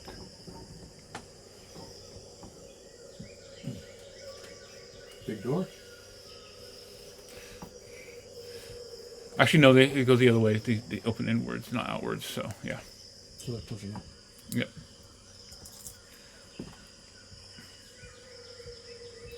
And you see that there are essentially 2 bars on each side, and like after they're done, you see these bars kind of like they're pulling them and getting them to slide across, either using essentially ropes again to help close these doors, massive doors, as they do so. You think that like one of you alone might not be able to even like open and close these doors. Yep. Imagine 40 feet tall, 40 feet wide, 5 foot thick wooden doors. Not the easiest to open.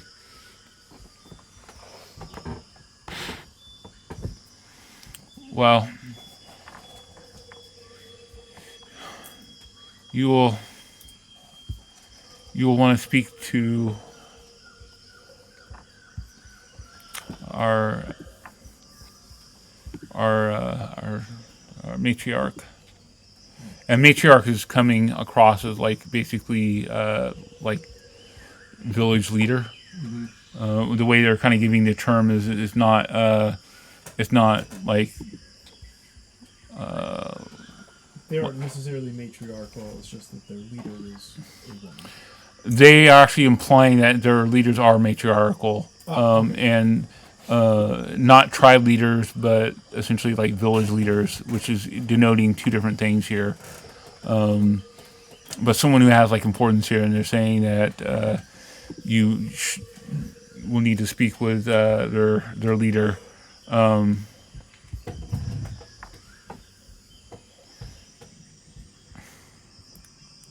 You will want to speak to Jakal, and as you come out into this doorway, you see this road leads further down into what this place is. And a couple things to note as you are here in this like village. One, you see the walls, and you see the towers are constructed behind the wall. So the towers are actually not in the wall itself. The walls are roughly about 50 foot thick, and then another 100 feet or so is like these towers that have been built behind the wall, acting as kind of like palisades almost, or something. There's not like they don't walk in between the walls. They actually they go up to these tower structures there with the roofs there. You see that there are huts around each of the towers, and you see that obviously there's 2 towers that are there at the gate, and the also realization is that there were actually 2 sets of doors that they had. They had one set of doors, you guys were there, and then 50 feet down past the wall is another set of gates that you have to go through, and it's a very similar structure. So as you go through the second gate, which is part of the reason why it took a while for them to actually open these gates, you see them close up, and you see that there are, each of the towers has like a set of huts there, which are like almost acting as like long halls. They're like 40 feet long, large communal huts there. Each of these have like about 4 huts on near each of the tower. So definitely large groups that are like manning these towers here, and then probably several hundred feet further down the road, you see that there is a hut, a ring of huts, again similar kind of longhouse structure of these dozen or so huts. But you also see that there are more villages further down there, and it acts as almost like a compass, where there's like north, south, east, west, and we're talking thousands of feet in between each of these village here. In between these village is like a road that kind of goes around it, and a road that cuts through the middle, and basically it's cordoning off 4 different squares, almost rough squares, and there seem to be gardens that are there. So it seems like actual like agriculture happens here as well, as they are like sustaining themselves in this village. In the middle, and it's rising up above you past the village. In the dead middle of this whole like village-like structure is a earth mound, and the earth mound is elevating it somewhat, and then it's like a flat top hill, and there's a pyramid on top of the flat top hill with a large gong on top of it.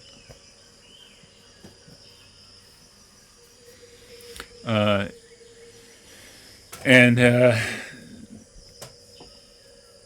they say, well, welcome to Tanaroa.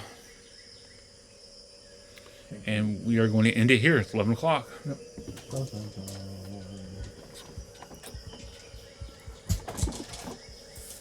These things hurt. Yeah, that was brutal. Yeah, they're not bad. What really hurts is all the D20, all the crits. The crits, yeah. Well, yeah, I've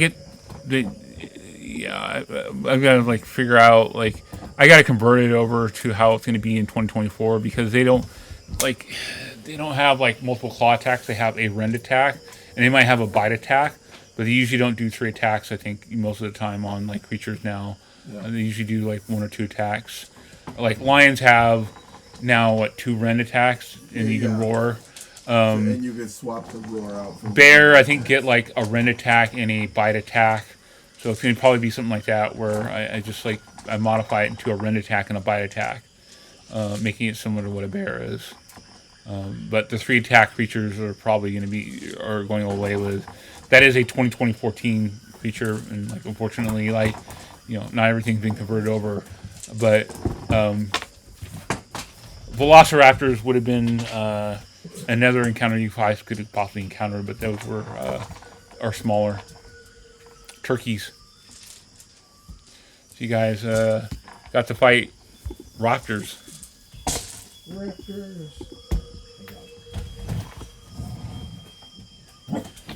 Yeah, I don't have any popcorn for you. I have any popcorn. It's alright. But basically, like they're theropods just like other raptors. They're just large. They're probably larger. Like the Jurassic Park velociraptors are just completely inaccurate to how velociraptors actually really are. Yeah. Velociraptors are actually smaller. They're like turkey size. They're still dangerous, but like what you see in Jurassic Park are probably closer to what the Deinonychus or Utah raptors. Yeah. Can I help you? Can I help you? Also, like, there's a bit of misconception. I've been reading a lot of this, but like, a lot of these raptor-like creatures were probably not large, like pack animals that would prey. It was a misconception, because what they would do is they would go to like these sites, and they would find like large amounts of these raptors around like one large animal or something like that. And the original misconception is, oh, these are like pack animals that will take down an animal, and they're like, no, what probably happened is Scavengers waiting for the kill. well, a creature dies in a tar pit or something like that, and then these animals will basically then like prey. So they think that like they usually worked in like maybe like pairs or small families, and they weren't in like large packs that were like wolves or something like that, and they were probably opportunistic, but usually what you saw when you saw these like large cyclones, the misconception originally happened, like, oh, they're pack animals, they can take down large like dinosaurs. No, not really. My favorite thing this week has been the discourse where people are like, 100 dudes could beat a gorilla. yeah. And it's just like, nah. The funny thing is that people have been doing simulations and Yeah. showing like, no. One dude did one, and it was like 100 white dudes fighting one gorilla, and I was like, I don't kind of like that as much. Like, just, but yeah, just all these dudes. Who I think I saw someone did like 10,000 humans versus 1,000 apes simulation. we get washed so hard. Yeah, but I mean, like the whole idea, no, you're not gonna like, if this is the silverback gorilla, Yeah. you're fucking dead, man. But they were like, well, you gotta be dedicated to the cause. And I was like, there's no one that dedicated once that gorilla punches that first dude, like, into oblivion. Yeah. The human. Yeah. The humans, unless they're like they got fucking weapons or something like that, but if they're just like fist versus like fist, fucking gorilla will tear you up. You can't knuckle up with a gorilla. Fucking, 100 Shaolin monks versus 1 ape. they would die. Shaolin monks would still die. Dude, just, no.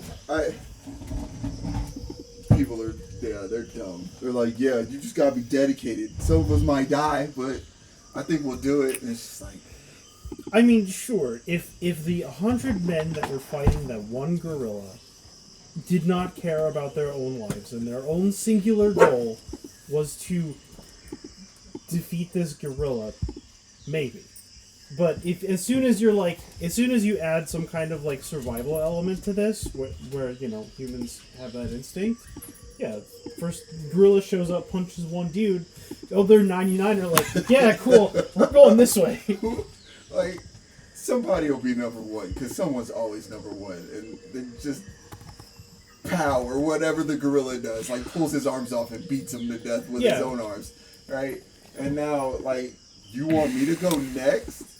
And it's like, who are you bringing, right? So it's just like the whole thing, like when you have like you ask a man, I think there's an ungodly amount think that they can beat Serena Williams in fucking tennis. Yeah, dude. It's the same dudes who think they could land a plane Yep. with no experience. Like, could you land a 747? Like, absolutely. Totally. Put me in the cockpit. Give How me hard on can it with, be, right? give me on with the tower. I will land this bitch. Or what was the other one? That like a dude with like no combat training can take out like someone like Ronda Rousey. She can kill you. Well, because, like, there have always been these things where it's like the women's U.S. national soccer team will play like some 15-year-old boys and get whooped, and so everyone's just like, yeah, see, women suck, and it's just like I've played against Division I women's basketball players. They're ruthless, right? I can imagine. And they're very good at basketball. And Right, there's a certain level when you get to a certain level, then you start going beyond it. Yeah. But I mean, like I was in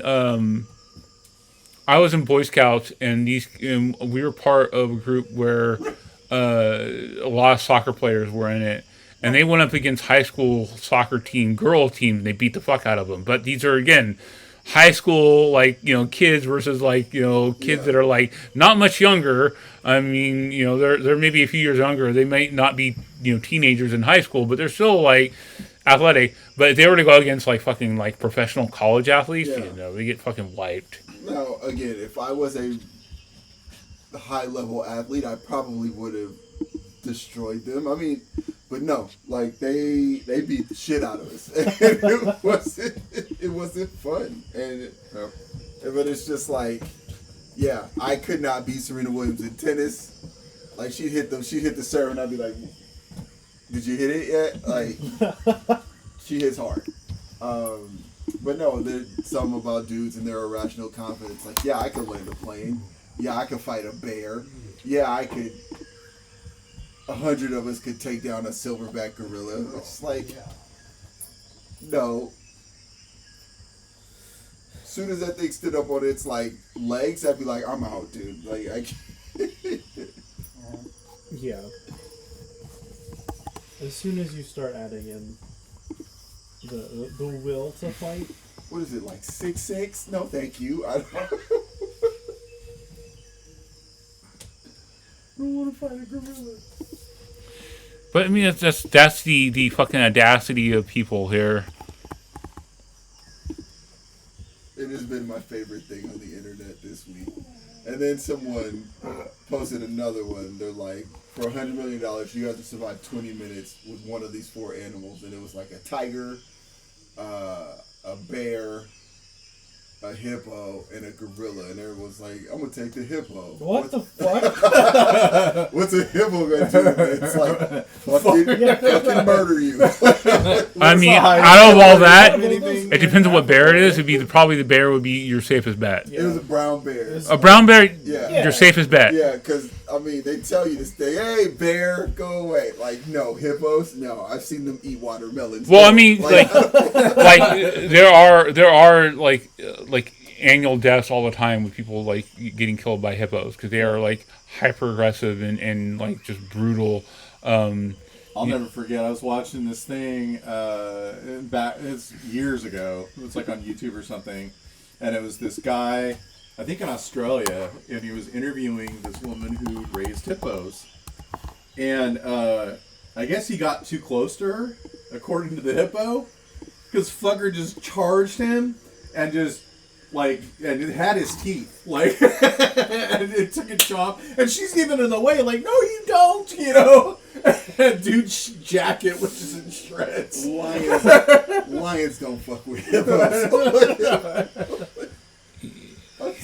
They stomp lions out. Yeah, but again, it goes with also the ignorance and the lack of like science and education that people have an understanding. And like they think a hippo, they think of like just cute little like aquatic mammals, and they're just like, oh, what's Hungry hippo, yeah. what's the worst they can do? And it's just like, I mean, all of those ones you described are fucking deadly as all hell. Yeah. The bear is probably the least lethal out of all of those. Yeah. Because they'll get bored when you play dead, right? Depends. It was like, well, I'll just climb a tree. Hippo can't get to me. It's like, okay. You're going to die. You heard the whole inner ring, right? Like, Literally every zoologist, or every zookeeper ever is just like, hippos are mean as shit. I would not mess with hippos. wasn't that meme going around about the baby hippo that bit like a zookeeper? No, I didn't see that one. It's like a month ago or 2 months ago. Well, there's that little hippo that's like going on. It's like nom nom nom. nom. It was like, oh, it's so cute. And yeah, That one. Future killer. yeah. Well, people are like, that's so cute. Yeah, I mean, right now I can't really do much, and it's like being playful. But problem with wild animals, like if it snaps and just fucking like bites someone when it's an adult, Nope.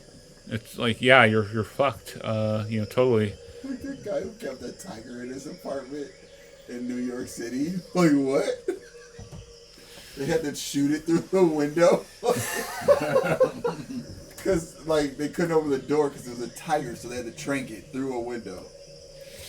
SWAT team was like, this is the weirdest shit we've ever had to do.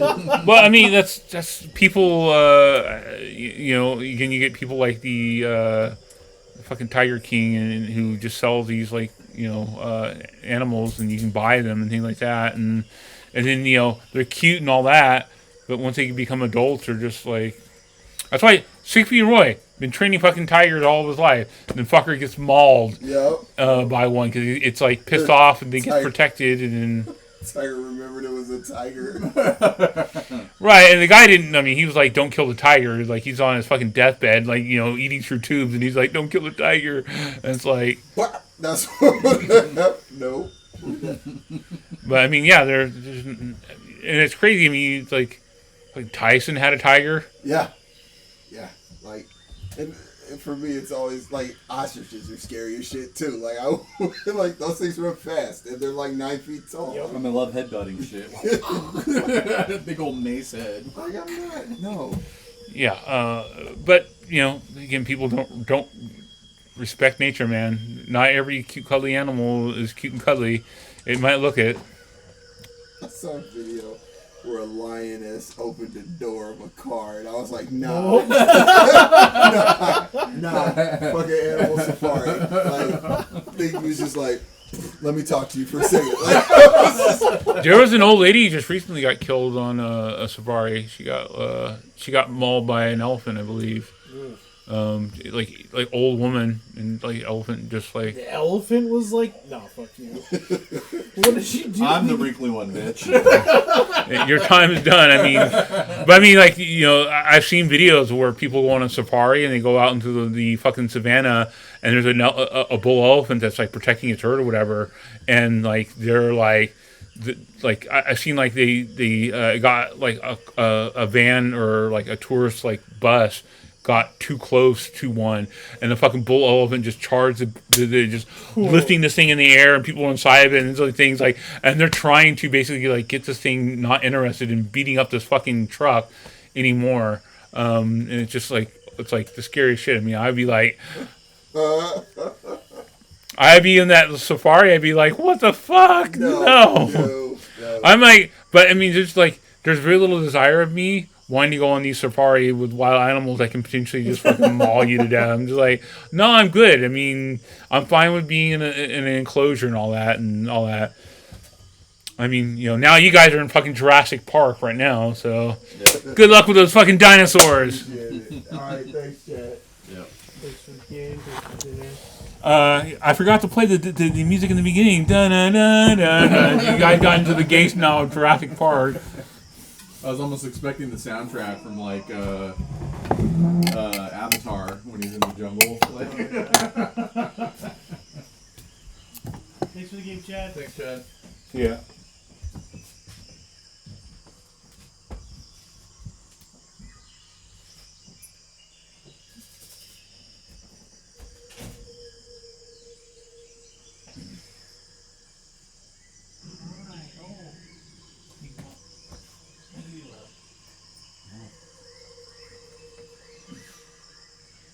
Good? Oh, I need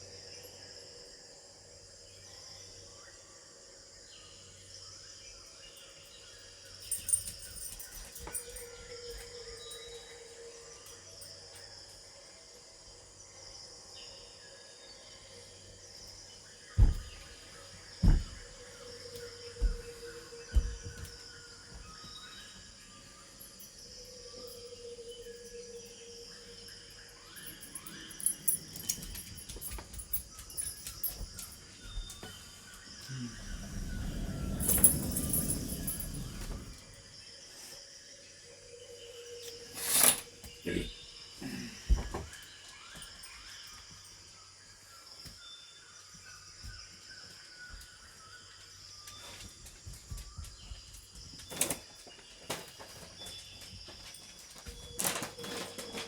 want a treat? Alright, sit. Sit.